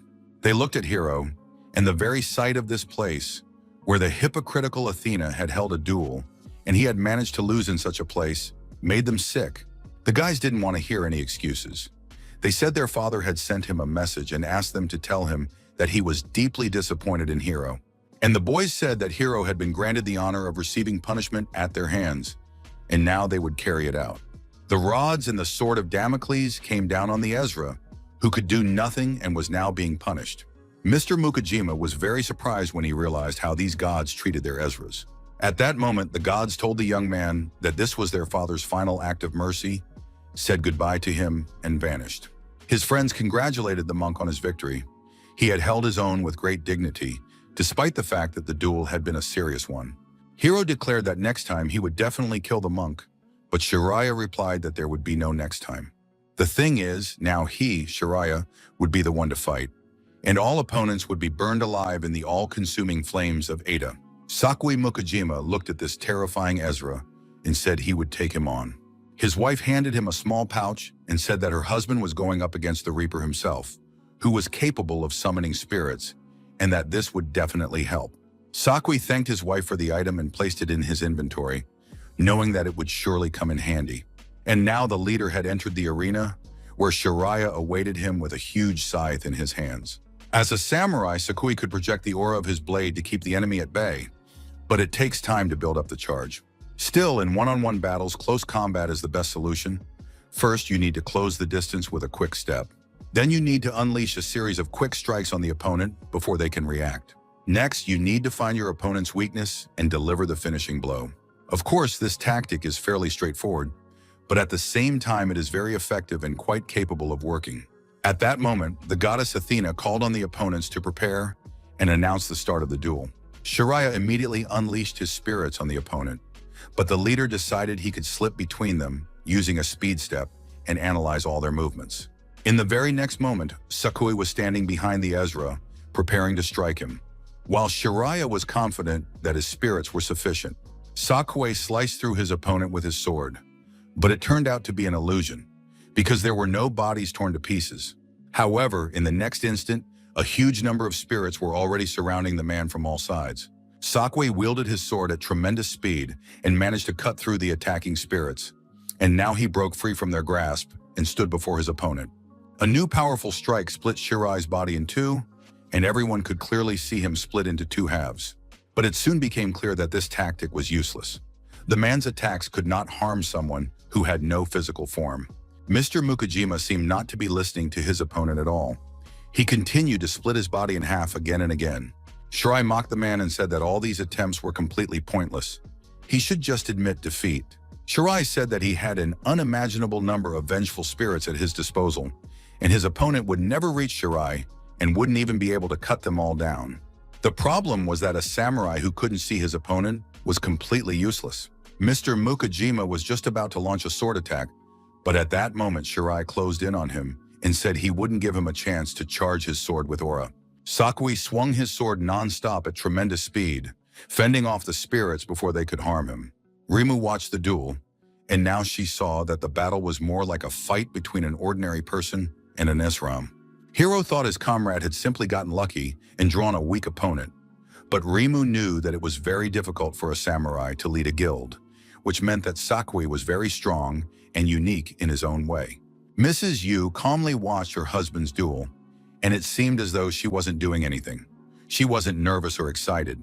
Rimu noticed the woman, who was far too relaxed for a situation where her husband might get hurt, which meant they had another ace up their sleeve. This time, Sakui once again cut the demons to pieces, and everything around them was in shreds. The samurai was deeply focused. Though he was fighting desperately, he was still safe and sound for the moment. His opponent sent another wave of spirits at the samurai, so that the man wouldn't even have time to catch his breath. But completely out of the blue, the samurai executed an 8-fold leap, scattering all the spirits along the way, and now he was right behind his opponent. When the 6th refuge first appeared, the soldiers and players joined forces to search for monster nests. Near the 6th refuge, they discovered a mine from which monsters crawled out non-stop. Later, it became the first research base. At first, the monsters were small and weak, so progress was easy, and even the soldiers handled them without any trouble. But gradually, people began to venture deeper into the mine, exploring it and encountering new monsters along the way. And there, the situation had already changed. The mine was home to completely different types of monsters, and their numbers were limitless. These monsters also had different ranks, and now the people had to fight simultaneously, using various skills and abilities. Inside the cave was an entire ecosystem of monsters, as if it were their hidden nest, where they bred their own kind, lived, and evolved. Deep within this mine, a spider had made its home, and it was at level 80. At that time, it was the most terrifying creature. Moreover, people in those days had no abilities or weapons that could be used against such a monster, so it was decided to flee from this beast. Saki Mukajima drew the monster's attention to himself. He rushed toward the spider so that the others could escape from the mine. Everyone saw how this brave samurai, sword in hand, rushed to attack the terrifying monster, but no one knew what happened next. 3 days had passed since then, and suddenly a desperate scream from the defeated monster echoed through the cave. The people watched the cave with bated breath, and as if in response to the spider's cry, the cave began to collapse, and before the people's eyes, huge boulders fell, blocking the entrance to the cave from within. And at the very last moment, pushing off from the falling rocks, Sakui Mukajima leaped out of the cave. The man was alive and well, and held his sword in his hands. That time, he had used a technique called the 8-fold leap, and now that technique was being used again against Ezra Shirai. The samurai cut down his opponent, but as was customary, it was not a body, but merely a spirit. and it became clear that this terrifying technique allowed him to perform 8 consecutive leaps, each faster than the last. But it hadn't had any effect on the battle yet. Sakui had already used this method 3 times to evade the vengeful spirits. The next moment, the samurai used this skill once more. Shirai was stunned that his opponent was getting faster and faster. The 5th use of the skill led the samurai to find his opponent and bring his sword down upon him. Sakui was forced to cut down the spirits again and again, all of which he did with the power he had inherited from the great hero. And now that there were no spirits nearby, he could use his speed to his advantage and cut down his opponent before new spirits had time to form. So far, Sakui was doing everything as planned. He calculated that if he used his speed to outrun his opponent, the man simply wouldn't have time to recreate the spirits, and the battle would turn into close combat. In close combat, the samurai knew he was capable of winning, and now he held his sword in his hands and activated the hero's legacy. Rimu now fully understood why the samurai had held the position of guild leader for so long. Even though he wasn't an SRAM, with such power he could easily match most of the guild. There were many theories about how the tower came to be. The most widespread theory was that the tower was a fusion of human history and mythology into a single whole. In this picture, history and myths are inseparable, and the gods from myths are contrasted with heroes from history. But becoming a chosen one of the gods or the heir of a hero are 2 completely different things. To become a chosen one of a god, one must fight, while the hero's legacy is more akin to destiny. And now these 2 have clashed in close combat so that their gods and heroes can show which of them is the master. Shiraya didn't believe that this samurai actually hoped to win in close combat, for a mortal's weapon is no match for the Reaper's scythe. Of course, the Reaper's scythe was a terrifying weapon. In terms of range and reach, it had a clear advantage. But still, considering that the scythe is a divine artifact, it wouldn't be so easy for a human to handle it. If Shiraya uses the scythe as a conventional weapon, making wide swings to strike from a distance, then this must be exploited. This could create a vulnerability because it gives you the chance to close in on the enemy the moment his weapon is raised above his head. It seems the gods didn't teach Shirai how to use the scythe properly and safely, and now the samurai has pierced his body with his sword. Sakui said that he had originally planned to use this skill to dodge in case of danger, but this time his leap didn't even come in handy. The guildmaster and the monk were ecstatic. They shouted that it was all over and victory was theirs. However, Lady Yu wasn't quite so optimistic. She said it was far from over. Despite the sword sticking out of his chest, having pierced right through his body, Shirai didn't look like he was dying. He said that his happy face was literally infuriating. The man didn't understand what was happening. Had he really missed? And had the spirits been summoned and created again? But the opponent began to laugh merrily. He didn't understand why the samurai thought he could only move between phantom bodies. And in the very next moment, the ESR delivered a powerful blow, and the samurai was forced to fly off to the side because he could offer no resistance. Sakui immediately got back on his feet and prepared to defend himself. But the man immediately received a warning that he was marked with Ada's enemy seal. The samurai realized he had been careless. But it turned out that his opponent was capable of giving his own body the form of a spirit, which ruled out any physical damage. Shiraya declared that if he landed 4 attacks on his opponent, the samurai would become his spirit slave. Shiraya realized that his opponent was quite serious, and now he was going to fight with all his might and show no mercy. The 1st degree seal of Hades currently on the samurai indicated that as soon as the seal reached the 4th degree, he would become a vengeful spirit of Hades. The samurai knew that if he closed in on his opponent, he risked receiving another seal. And if the samurai kept his distance, he would give Shirai time to spawn new spirits. The situation was dire either way. Of course, an 8-fold leap would have come in handy now, but unfortunately, it was on cooldown. Shiraya turned to the samurai and said that he acknowledged Mr. Mukajima was indeed very talented, but in the end, he was still just one of many ordinary mediocre people. Shiraya launched an attack on his opponent. His immaterial form continuously absorbed mana, and the incoming magical damage was increased at that moment, but in return, he remained invulnerable to physical attacks. Saki prepared to fend off the spirits, maneuvering very quickly and changing his position. ESR could see that his opponent was a very fast man, but at the same time, it was clear that he had already lost his edge and couldn't maintain a high level of performance for long. The scythe swept right past his arm, where there was now a fresh wound, and a 2nd degree seal of Hades appeared. As soon as it reached the 4th degree, the man would become a vengeful spirit of Hades. Shariah understood that his opponent would not be able to run for long. As soon as all 4 marks were present, the body would burn in hellfire, rot, and fall apart. The bones would wither, crumble, and turn to dust. In the end, the samurai's soul would be bound, and he would become just another little dog in Shariah's service. Isar continued his attacks, and though he took his time, everything around him was still under his influence. Shariah felt increasingly confident. Another attack was completed, and now the samurai's body had received the 3rd seal of Ida, and soon he would join the ranks of Shariah's shadows and servants. Sakwai used the 8-fold leap again, and once more sliced his opponent in 2, but it was all completely useless, because the ESR took no damage on a physical level. Shariah realized that his opponent was deliberately stalling for time so that the ESR's mana would run out and he would lose his immaterial form. Of course, it was a decent idea and tactic, but it still wouldn't work. Shariah knew he could maintain this form for at least another 3 minutes. But unfortunately, that was too little time for the samurai. There was only 1 seal left to cast, and he was busy charging his sword and leaving himself wide open. Shariah crept up from behind, using a phantom shadow, raised his scythe above the samurai's head, and declared that it was time for him to become a vengeful spirit. And now Shariah is ready to strike. He sees the sword before him, but knows that the sword's aura is material and cannot reach the Ezra. Mrs. Yu gave her husband an object in a small bag that could summon spirits and was supposed to help. Mukajima had been saving this object for the very last moment, and now he used it.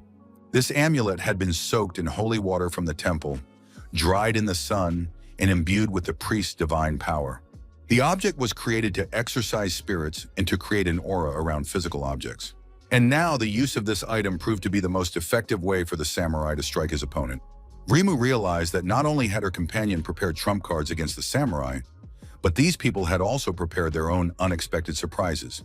Sakui struck with his sword, but Shirai was certain it was already too late.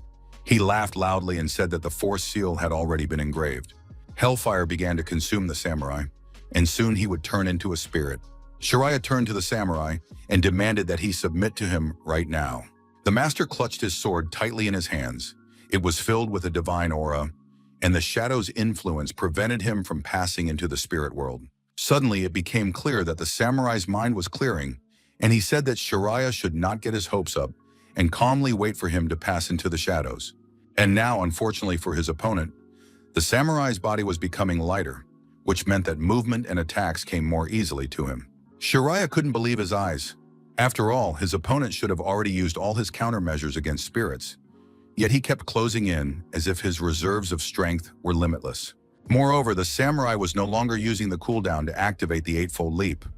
He was slicing through the spirits and continuing to advance. Mr. Mukajima told his opponent that even if Shariah had figured everything out, it was already too late to stop him. The next moment, the samurai found himself behind his opponent once again, ready to cut him in half once more. Sakui delivered powerful and rapid strikes and said that until he turned into a vengeful spirit, he would continue his attacks. And in the end, before becoming a spirit, the samurai would kill Shirai, and now he was behind him again, bringing down a sword strike. Shariah no longer looked so confident, but still, did this samurai really think he was incapable of blocking his strikes? But as it turned out, the samurai had decided to strike him until Shariah died. And so it happened. Victory once again went to the Union Guild, and Rich Mukai stood over the body of his Ezra. The guild leader said that Shariah had turned out to be nothing but a disgrace among all the Ezras. He hadn't expected this at all. Rich Mukai was already tired of entertaining himself in this arena. He was waiting for his son to appear and come save his parents, while Sora was racing off somewhere at full speed, leaping over the rooftops. Jiro was very pleased with his boss's victory. He had won, which meant everything was fine. But the monk believed that in reality everything was bad, because the dark energy was growing denser and denser. And this dark energy was nothing like what they had seen before. Shirai lay defeated on the ground, dark energy swirling around him, and he prayed that there was nothing like that here, because he didn't want to go through it again. Suddenly, a crack appeared in Shirai's back, and what looked like bony fingers began to emerge from it. They gradually pushed the flesh aside, and before long, a necromancer appeared before everyone, declaring that Shirai was nothing but a pathetic and shameful little man. Mukajima couldn't believe his eyes. He had never seen anything like this and had no idea what kind of monstrosity it was. Shiraya, of whom only the head remained, begged for forgiveness and pleaded for another chance. But the strange creature said that cheap tricks wouldn't win the fight. Strength is a very important factor in battle. The necromancer clamped his hand around Shirai's head and crushed it like a tomato, sending blood spattering in all directions. He declared that not only Shirai, but his enemies as well, would not escape from here alive. The samurai surmised that he was now facing the true form of the Ezra of Ada. It was all eerie and terrifying. No one knew what kind of monster this was, but everyone understood that it was a very dangerous and bloodthirsty creature. Rist Mukai, however, looked pleased. He understood that the duel was about to take a different turn, and now everything would be different. The enormous demonic ESR of Ada towered over the arena, and it was completely unclear from which side to approach him. ESR recounted that the first person he killed after becoming an Esser was his own brother. This had happened many years ago, and since then, the monster had lost count of his victims. As soon as someone died by his hand, they immediately became his personal puppet. And now the true Ezra of Ida was certain that exactly the same fate awaited the samurai. The man had a first-degree seal on his head. He had believed that after Shirai's death, everything would be reset. But for some reason, that hadn't happened. The Eightfold Leap was still recharging, and the man had run out of options. He felt a terrible sense of hopelessness. But this feeling was familiar to the samurai. He had experienced exactly the same sensations when he was left alone against the giant spider. To give the people a chance to escape, Sakui Mukujima drew the monster's attention. Even though he had absolutely no idea what to do, he could only dodge the giant monster's attacks. He had to keep doing this until everyone had a chance to escape. He couldn't give up or retreat. The enormous monster could harm the people, and it was necessary to draw its attention to give them at least some chance to escape. Sakui was approaching the giant spider, but he realized he wouldn't make it in time, and the giant monster was about to start crushing people. He had to draw its attention immediately. But it was very difficult to achieve anything with simple attacks, and besides, it was unclear where this giant's weak spot was. Even a sword stuck in its head did it no harm. And so, unable to think of anything else, the samurai hurled his sword, which spun through the air like a shuriken. The sword struck the spider at tremendous speed, which of course, the spider did not like at all, and it rushed after its attacker. This was exactly what the samurai had been counting on. He ran and leaped, using his ability to jump from place to place, dragging the giant spider along behind him. Mukujima was completely dissatisfied with his abilities, but at the same time he saw that the people had taken advantage of the situation and had the opportunity to leave the cave, which meant that the main goal had been achieved. Of course, if the samurai had been stronger, he could have achieved more, and things would have turned out differently. But suddenly, a hero appeared beside the man, urging him not to give up, then picked him up and carried him away from the spider. The hero said he had come to save the man. He was a legendary warrior who had trained the great ones, but now he was saving an ordinary samurai. And at that moment, Sakui realized that not only monsters had come to this world, but also legendary heroes who could offer help in the most unexpected situations. And the mythical warrior carried the samurai deep into the mine and laid him on the ground. Sakui thanked him for the rescue and asked who he was. The legendary warrior asked to be called Karasutengu and told his story. At the behest of his fallen comrade, the warrior had been searching for someone worthy to inherit the blade that slays spiders, as well as the will of his former master. It was in this very cave that the demonic spider, the very creature this sword was designed and forged to combat, was found. The legendary warrior explained that the monster instinctively fears this blade, which is why it attacks the warrior. The warrior admitted that while he could plunge the blade into the spider's head, he couldn't kill it, thus creating a vicious cycle for the two of them. And then the warrior saw a desperate samurai who had entered the battle to protect people he barely knew, and a brilliant idea struck the legendary warrior. The samurai is capable of breaking the vicious cycle. Apparently, only he has the strength to defeat the spider and take his fallen comrade's sword for himself. Sakui shook hands with the legendary warrior and said he would be honored to carry out this mission. After that, Karasutengu never left the samurai side. He gave him private lessons, and thanks to this, Sakui mastered the heroic legacy. Everything was fine, but the man felt he lacked talent. To his regret, he admitted that he could not learn everything the legendary warrior had to offer, and this greatly distressed him, Of the 6 techniques Karasutengu knew, he taught the samurai 3, but that would be enough to defeat the spider if they fought together. The battle against the giant spider monster was extremely grueling. Both warriors fought side by side, trying to inflict maximum damage on the monster. The samurai used the eightfold step, one of the 3 skills he had mastered while training under the legendary warrior. And after that, Mukajima was able to quickly close in on the spider and deliver a crushing final blow. After the giant spider was destroyed, the legendary warrior handed him a sword, not just 1 but 3, and upon receiving them, the samurai made a vow. Sakui Mukajima swore, if he ever met someone more worthy, he would pass these blades on and send those people to train under the legendary warrior. It was unclear why the samurai was recalling this story now, as he fought against the shadow attacks directed by Ezra Ada. In truth, the man had never considered himself worthy of these swords. He was merely a temporary keeper and had learned a little about fighting with them. And yet now, using these swords against the demonic force, he thought he might win and hoped that everything would work out for him. Besides, the samurai had nothing to rely on but the power of these swords.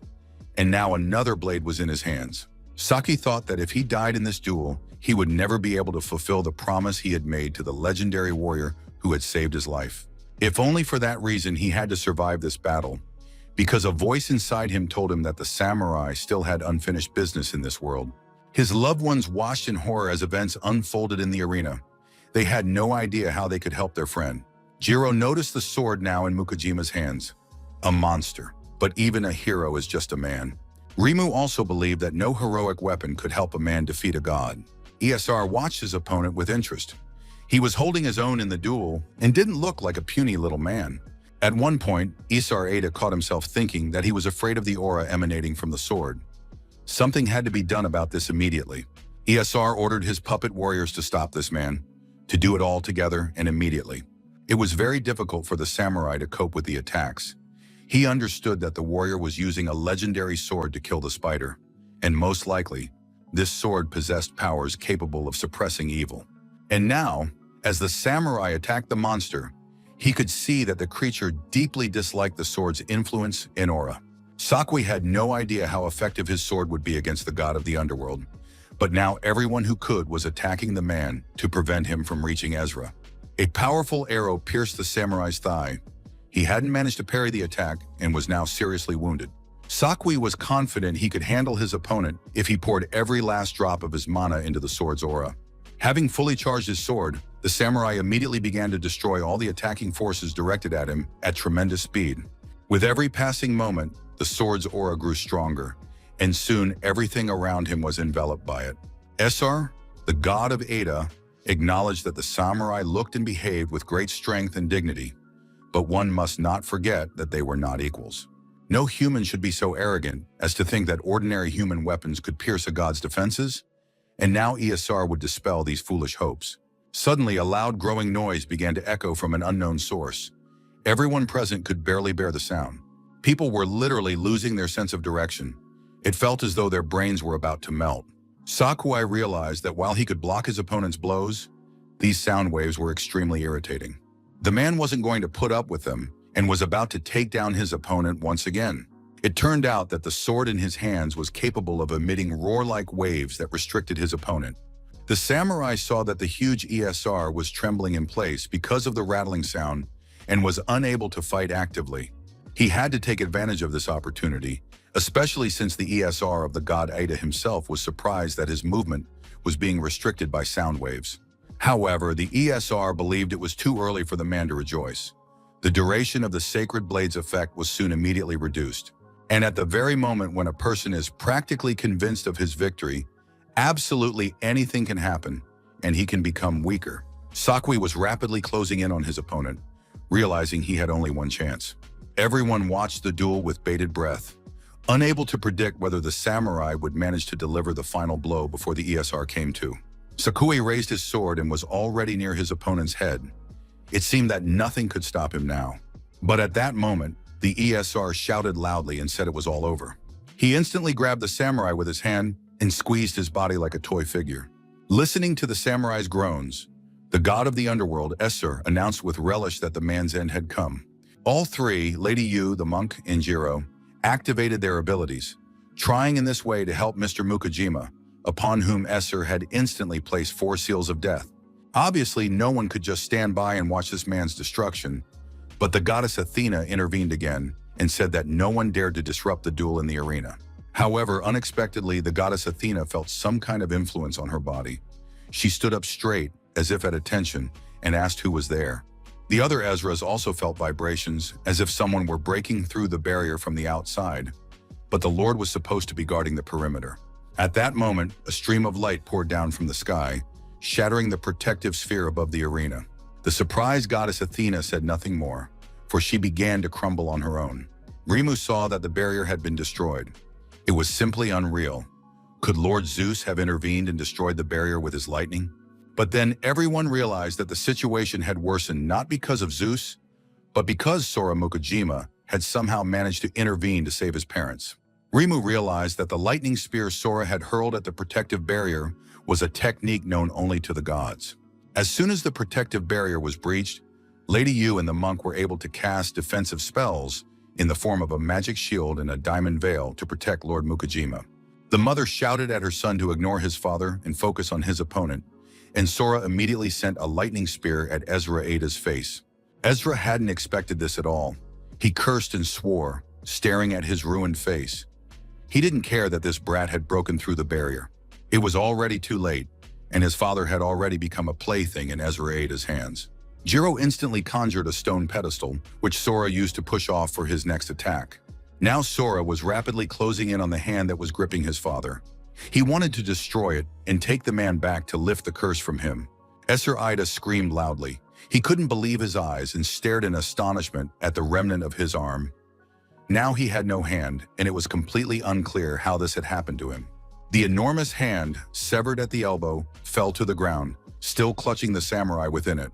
Sora ran to the severed hand, pried open the fingers clutching his father, and lifted the man to help him leave the arena. Sora shouted that he wouldn't let anyone die while he was there. After that, the young man encouraged his father, saying he'd held up great. Sora told his father that this skeleton wasn't a problem at all, but that the guy behind the barrier who shoots lightning was really strong. The young man admitted that this was the strongest opponent he had faced since leaving the abyss.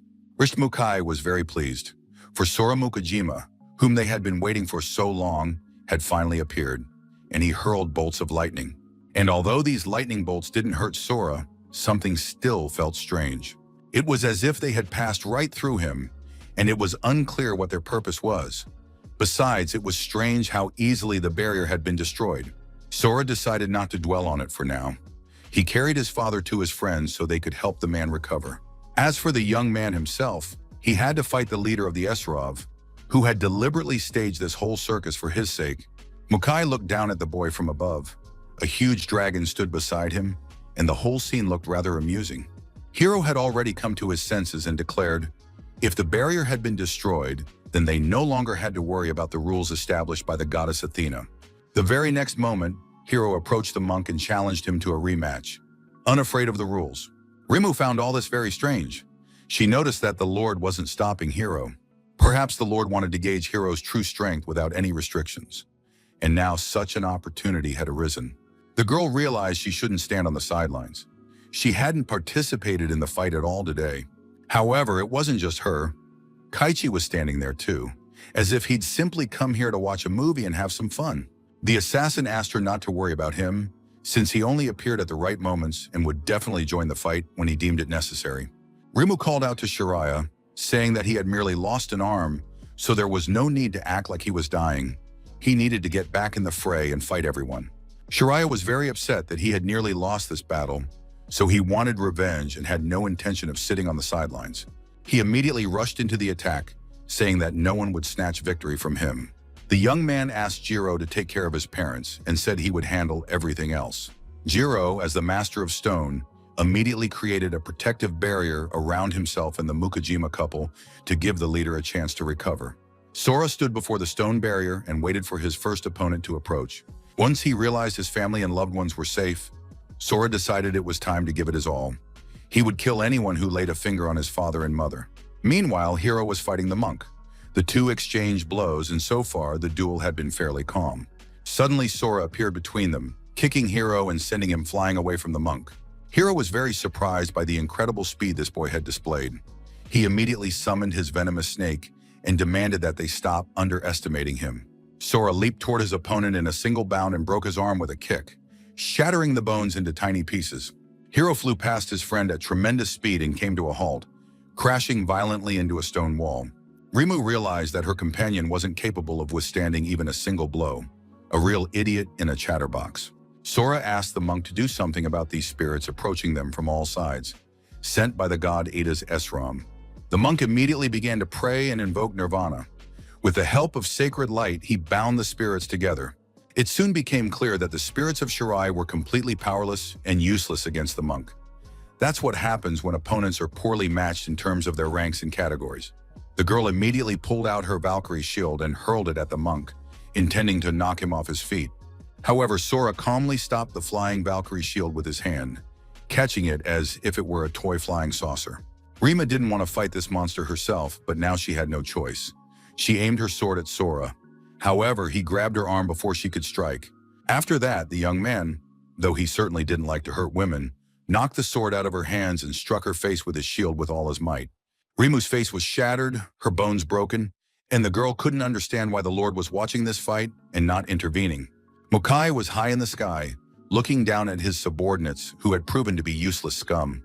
The Lord addressed them, loading his enormous bow with arrows of lightning, and said that his assistants had forgotten they were under a debilitating curse. And now the Lord was about to strike a blow that he dedicated to the wife of the guildmaster, Lady Y. Monk Yukio sensed powerful waves of divine energy and realized that the main villain was aiming at Lady Yu. Something had to be done immediately, and of course it was reckless. But there was no choice left. The monk removed the blindfold. He wanted to activate the Okoderm as soon as possible. The Lord turned to the monk and told him not to even hope for it. He wouldn't give him time to recite the mantra in full. Yukio stared intently at the villain and realized that things were very bad. The next moment, a massive and powerful attack struck the stone protective dome where Sora's parents were hiding. At that moment, Sora was engrossed in the battle, and when the explosion that struck everything around them rang out, the young man could only watch what was happening from the sidelines. That powerful explosion completely destroyed the stone structure in a single blow, and now it was just a pile of rubble, among which he saw a lifeless hand hanging down. Sora rushed toward the hand, realizing it was his mother, buried under the rubble, crushed, and possibly already dead. Before the young man could reach the pile of rocks to dig the woman out, he noticed Valkyrie's shield hurtling toward his head at tremendous speed. The young man was furious, and he struck the shield with all his might so that no one would dare stand in his way. But something was wrong, because the Valkyrie's shield now possessed a completely different power, and the young man felt a sharp pain in his arm. Rima leapt toward the boy. She was now confident in her strength and hoped that Sora wouldn't underestimate her, because the curse of weakness had been lifted. Sora managed to grab the girl's fist and held it with his hand, but the young man felt an incredible force now pressing down on him. Sora realized he couldn't move to push his opponent away, and Rima told the boy that if the curse of weakness hadn't been lifted, it only meant the woman was already dead.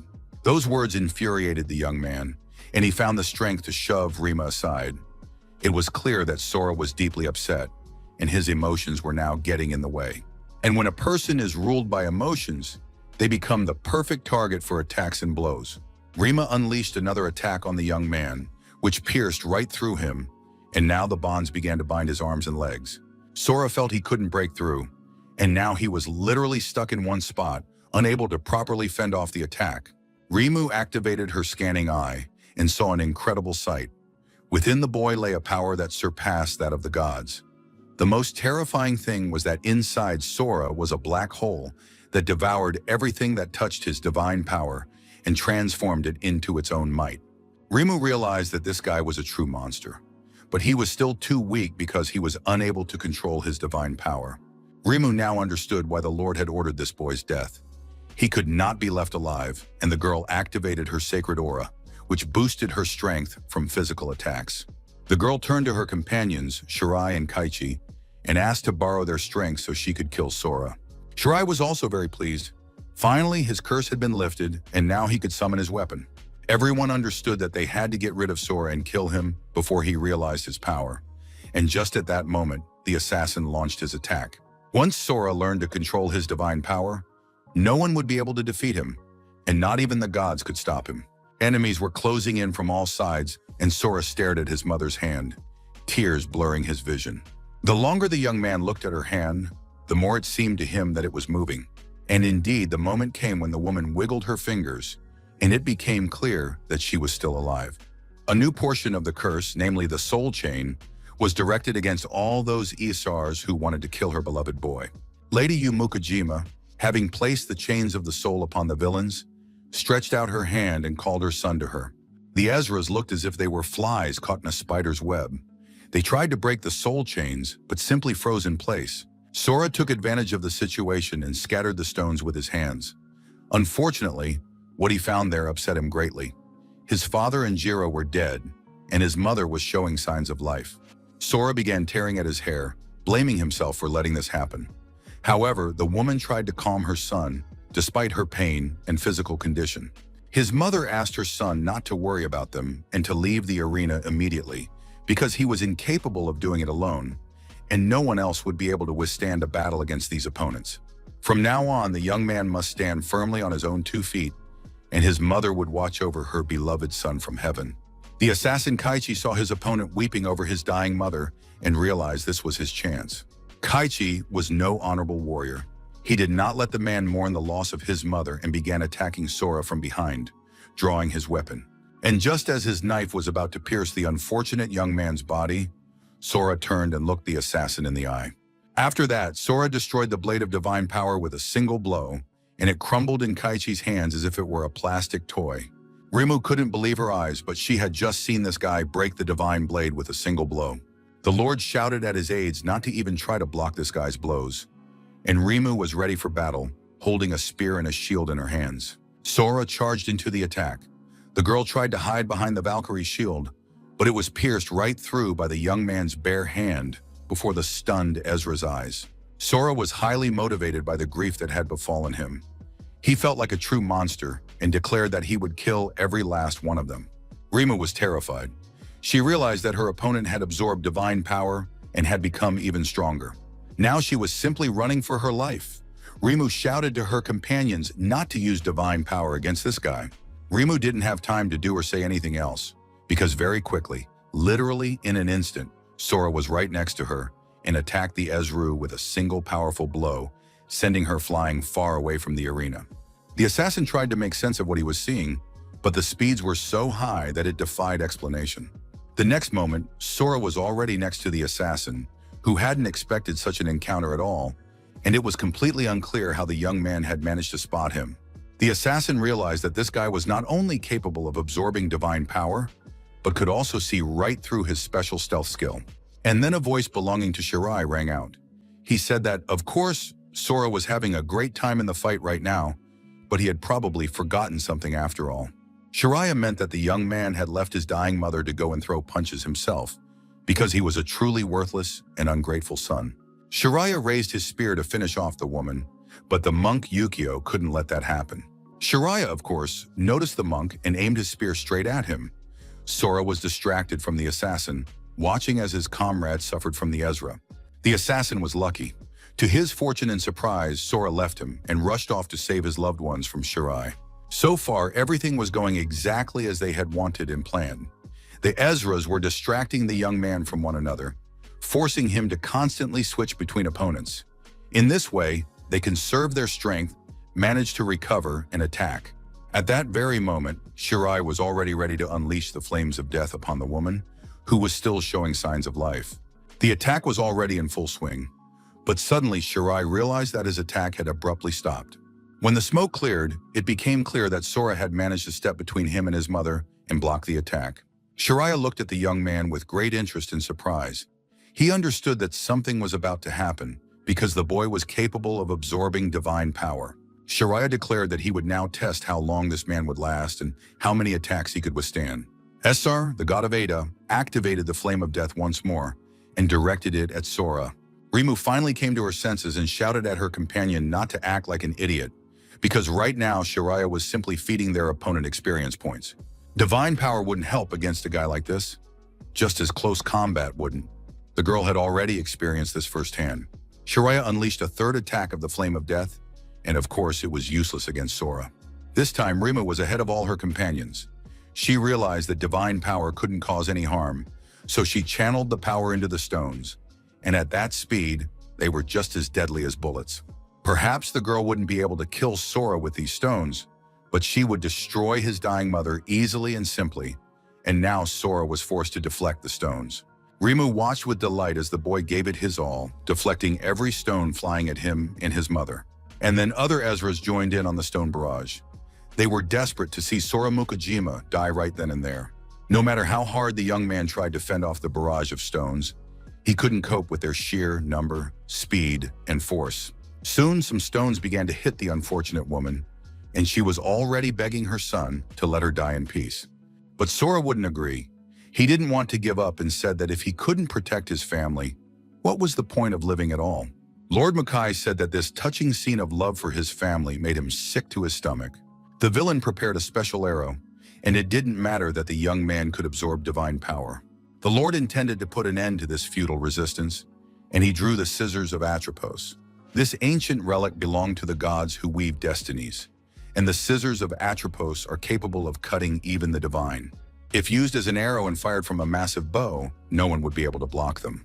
Lord Mukai said that he would sever the boy's very fate with these scissors. Meanwhile, Monk Yukio had come to his senses after the battle. It turned out he wasn't dead yet, though he was badly wounded. The monk raised his head. He sensed divine power and realized things were bad. Yukio shouted at the young man to run. However, in the next instant, the assassin was already standing next to the monk with a new dagger. He pressed the weapon against the monk's neck, telling him not to meddle in matters that weren't his concern. Sora also looked up at the sky. He didn't yet understand what Mukai had planned against him, but it was clear that things were bad. The young man heard his mother's voice and immediately turned to face her, his face streaked with bitter tears. The woman silently handed a small pouch to her son and said it was for him. She managed to confess her love to her son before a powerful blow rang out and an explosion tore the arena to shreds. Rich Mukai waited from above for the smoke to clear. He had received word that the sacrifice to the god Zeus had been made and that the god was pleased. After that, the man descended to the ground, where Rimu approached him. The girl didn't believe that Sora was dead and wanted to see proof in the body of the slain man. The Lord said that the god Zeus had accepted his sacrifice, so there was no need to worry now.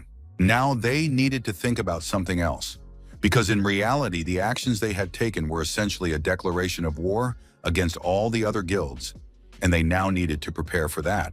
Some kind of heavy object fell into the underground lake from above, and the splashes soaked everything around it. It soon became clear that it wasn't an object, but Sora's body. Unconscious, he was sinking into the water, offering no resistance.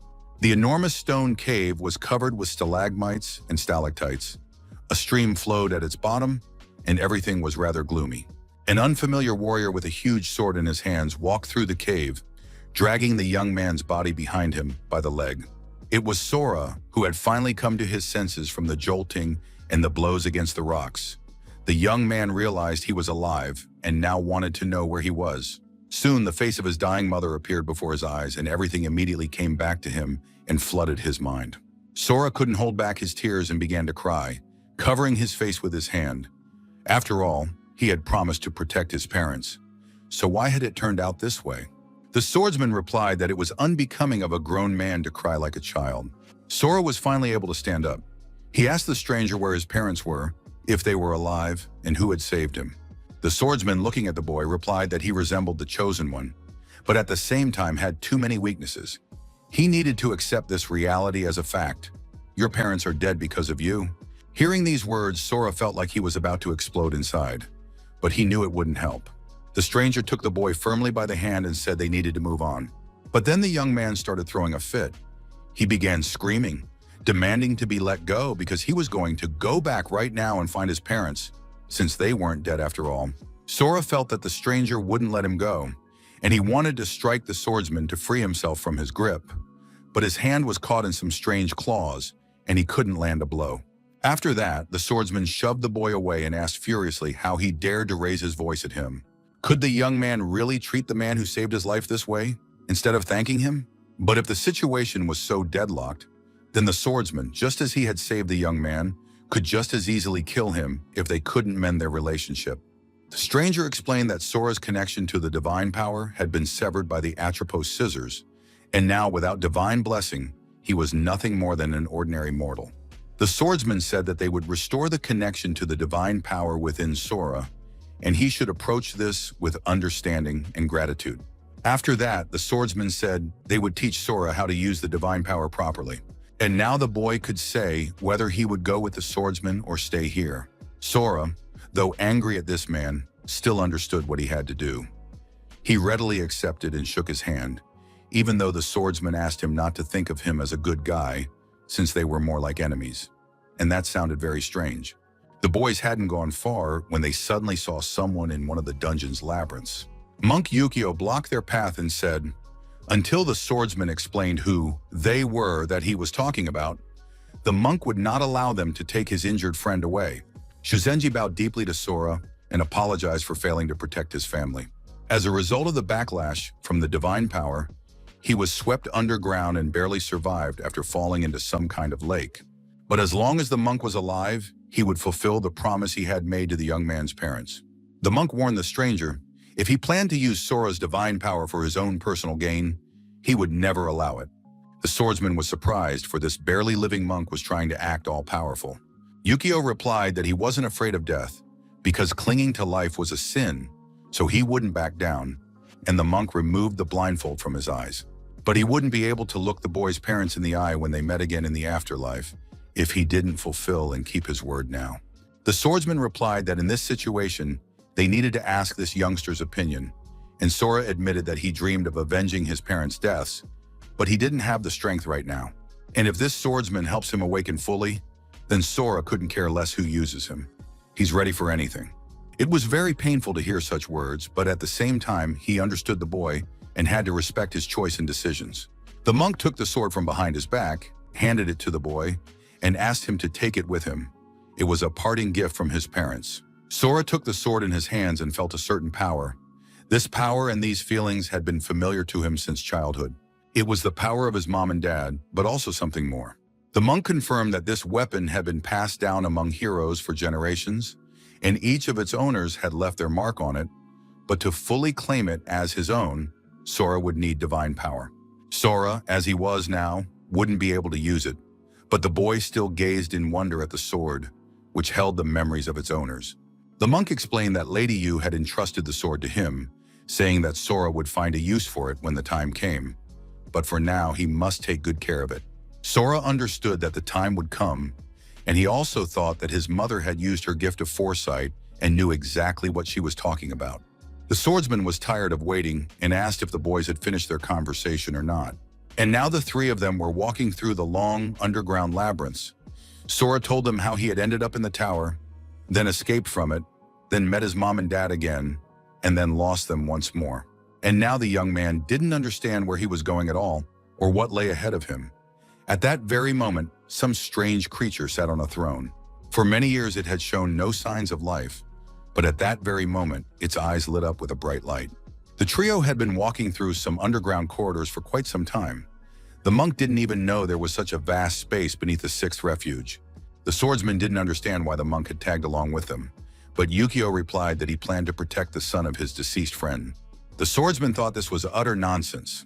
The boy could easily beat up someone like the monk. Did he really need his protection? Yukio was very humble. He said that even if the boy didn't need his protection, he would do it at the cost of his own life. The fact was that Mrs. Yu had once warned them. If they followed her instructions, it would be better for everyone. However, after that, what happened happened. And now the monk had decided to no longer believe in prophets, but to trust only himself. The swordsman stopped arguing with the boys, but asked them to at least listen to him when they met God. Sora thought about his mother's words that it would be better for everyone. How could it be better if he was the only one who survived? Was this really the best ending for his mother? The young man looked sadly at the sword in his hands. Suddenly, the monk Yukio spoke up. He knew that city gossip claimed the so-called god was locked up in this cave, and now the monk wanted to know if the local god truly possessed divine power, or if it was all lies. The swordsman didn't answer, believing it wasn't worth talking to fools, and then he added that they would soon see the god for themselves and draw their own conclusions. Sora also decided to ask a couple of questions. He asked the swordsman what kind of god they were talking about, but the swordsman replied that one must not utter his name thoughtlessly. Some more time passed, and soon the whole group emerged into a vast space. The swordsman warned that they had arrived at their destination and needed to stop chatting. After that, the man held his hands out toward the massive doors and began to speak some special magical words. The swordsman closed his eyes and said, "I stand before the Lord with a flame in my hand." And soon a sort of divine cloud seemed to form from his hand, and it gradually began to rise upward, breaking away from the swordsman's hand. This cloud approached the massive gates, which immediately began to glow and tremble, and the sound of the inner locks opening could be heard. The swordsman invited everyone to enter, but the monk had to remain outside until God gave him permission to enter. Yukio didn't argue and warned the young man to be very careful inside God's cave, because the divine power within Sora was extraordinary, and God might want to take it for himself. And as soon as the boys approached the doors, the swordsman pointed to the young man and told him to go first, because the god of intrigue and flame was waiting for him. Sora didn't argue or resist, but the god of intrigue and flame sounded very strange. But on the other hand, it didn't matter at all who he was. Even if this god tried to use him, Sora was certain that in the end, everything would turn out exactly as he wanted. As soon as the young man stepped inside the hall, his foot immediately landed in a magic circle. Yukio, though he remained standing outside, sensed that this room was filled with an overwhelming divine power. Sora walked deeper into the hall and looked like a tiny insect compared to the enormous silhouette towering above him. The young man surveyed the vast scale. Basically, this was exactly what you'd expect from a god. He was a giant of intrigue and flame. This was roughly how Sora had imagined the Norse god Loki. But he had a very strange form, and the years had not been kind to him. But then God opened his eyes, looked at the young man, and said that he had finally arrived.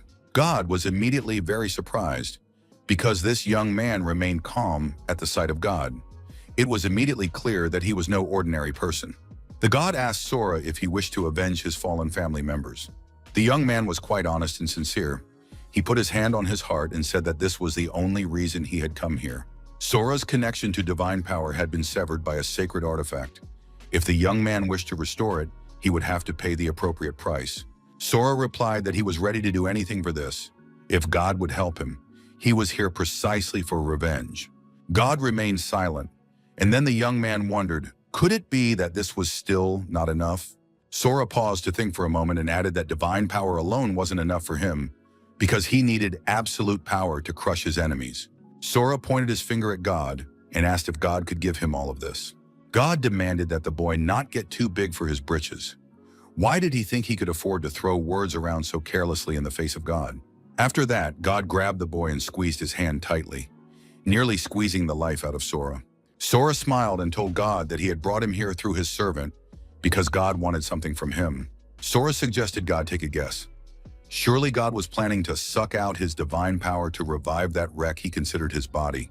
Such insight and audacity greatly upset and enraged God, and he squeezed this arrogant boar even tighter. Sora realized he'd hit the nail on the head and suggested that God simply kill him and take all his power if he could. But when God did nothing, Sora realized that God simply couldn't do it, and that was the whole problem. In the end, God released the guy, sat him on his lap, and admitted that that was exactly the case. Sora possesses a power that suits God very well, but he cannot take it away. In that case, they were both in a complete deadlock, and Sora reached out his hand to the god of intrigue to shake it as a sign of reconciliation.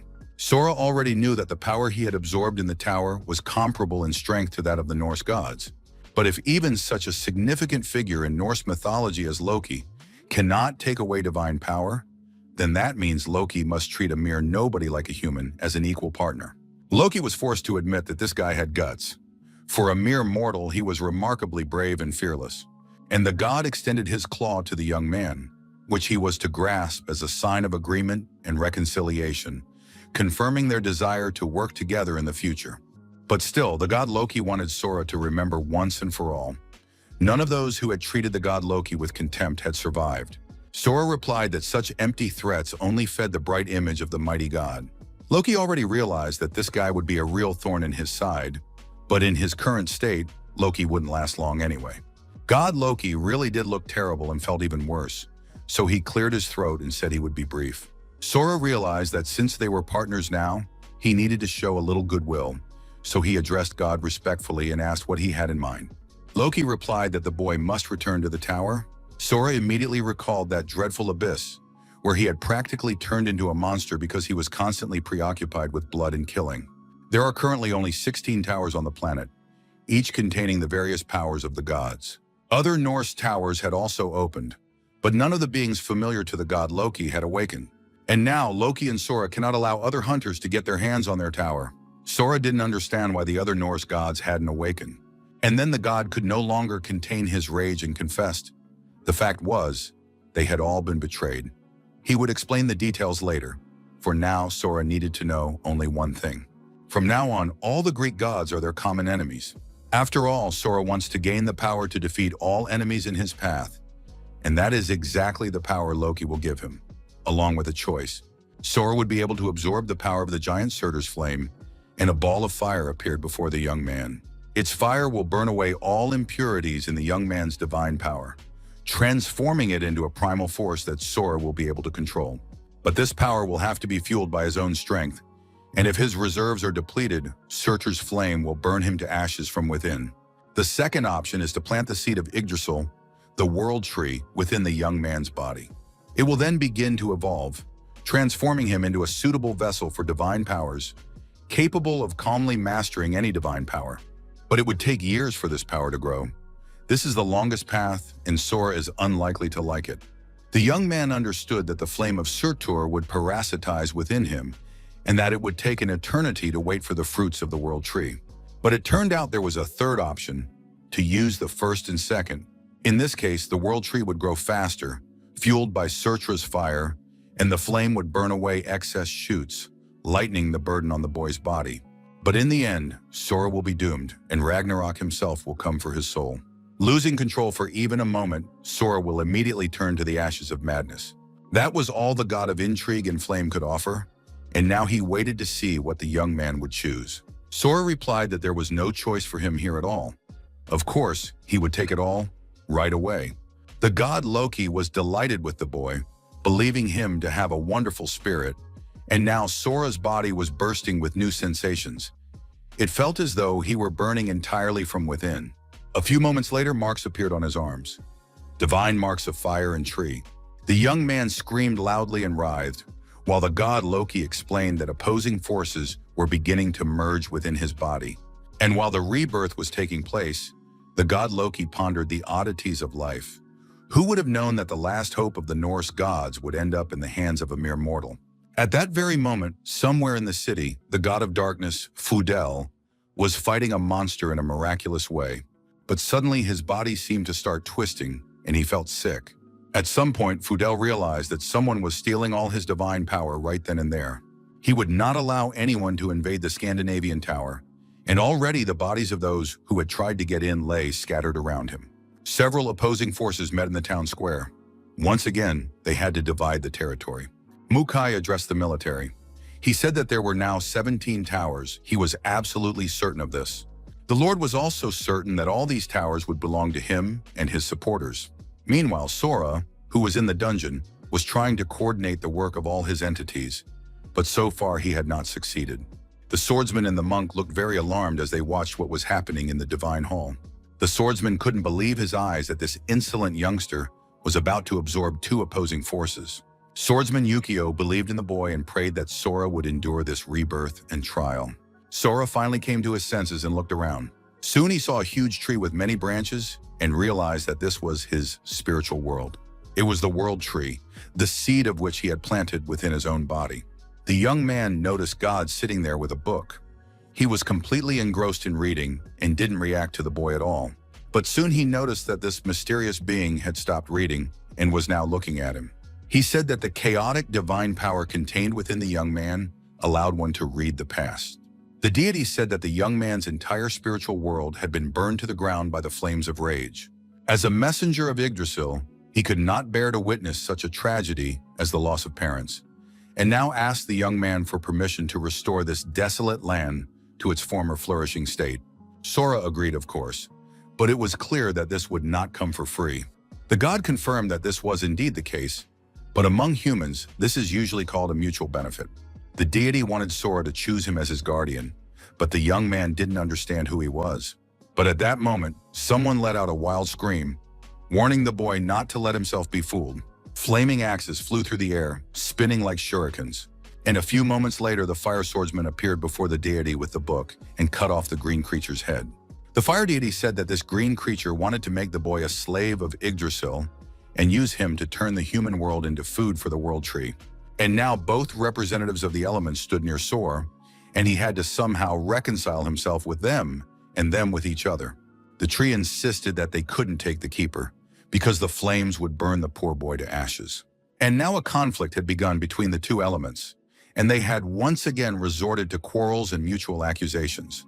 The flame of Surtra asked if he had seen the green inner world of this unfortunate child. After all, everything inside was burned to ashes, except for this world tree. In the end, they stopped quarreling among themselves and turned to Sora, so that the boy himself could choose who would be his guardian. But before making a decision, the young man had to carefully read several pages from the magic book. The green guardian tore the pages from the book and handed them to the young man. It was the Book of the Essers. To become an ESR, a person must do several things. First, they must choose a guardian who will convey God's will, and then they will become a candidate for the ESRs. This person must enter the abyss and battle other candidates. After that, the winner will become an ESR, receive divine armor, and earn the right to enter the tower. The guardian guides his Ezra, grants him power, and punishes him for bad deeds. Ezra's divine armor allows him to borrow power from the gods themselves. The representative of the flame was very angry at this green old man, believing he should have been burned immediately. Sora realized that these two parts of him were fighting each other for the right to be his guardians. Flame and tree, founders from Norse mythology, are fighting over the young man. It's simply astonishing, since anyone would dream of being in his place. Both representatives waited with bated breath to see which of them he would choose. But the young man said that this pair didn't have a clue who they were dealing with. They act as if they've condescended to him or something along those lines. And they hope that whoever Sora chooses is destined to be a slave or something like that. But now the guy is going to explain the whole truth of life to them, because they are his pawns. Sora clamped both representatives in his hands and said that they were completely at his mercy and didn't need to act all-powerful. The flame of Surtra screamed pitifully as the young man shoved it into his mouth. After that, it was time to devour the spirit of the tree, which also went down his throat. Sora chewed both of his meals thoroughly, for his mother had always told him that one must chew well. It aids digestion. Sora gazed into his inner world and realized that from this day forward, even the gods would be his prey. Sora returned to his world, and with a light flick of his wrist, destroyed the sword he had been holding. The god of intrigue and flame waited patiently for it all to end and asked the boy what he had chosen, though Loki didn't really care, since Sora had fallen into his trap either way. Sora didn't answer the god's question. It seemed he was still thinking and pondering something. Finally, the boy looked at the god and asked if Loki really couldn't see for himself what he had chosen. After that, Sora jumped down from God's lap, saying bye to him as he left. Loki was deep in thought because he had seen an unusual symbol on the boy's arm. It belonged neither to the flames of Surtur nor to the World Tree. The god Loki realized that the young man had absorbed both, but that was impossible. No sooner had the military and Tiger's Roar sorted things out among themselves than news arrived that the first candidate for the 17th Tower's ESR had appeared. Rishmukai was furious. He couldn't understand who could have beaten him to it. Ms. Tonosaki didn't know what to make of it either. Could there really be a traitor operating behind the scenes? And now former enemies. But from this moment on, allies rushed toward the 17th Tower in order to fight their way in and become its Ezras as well.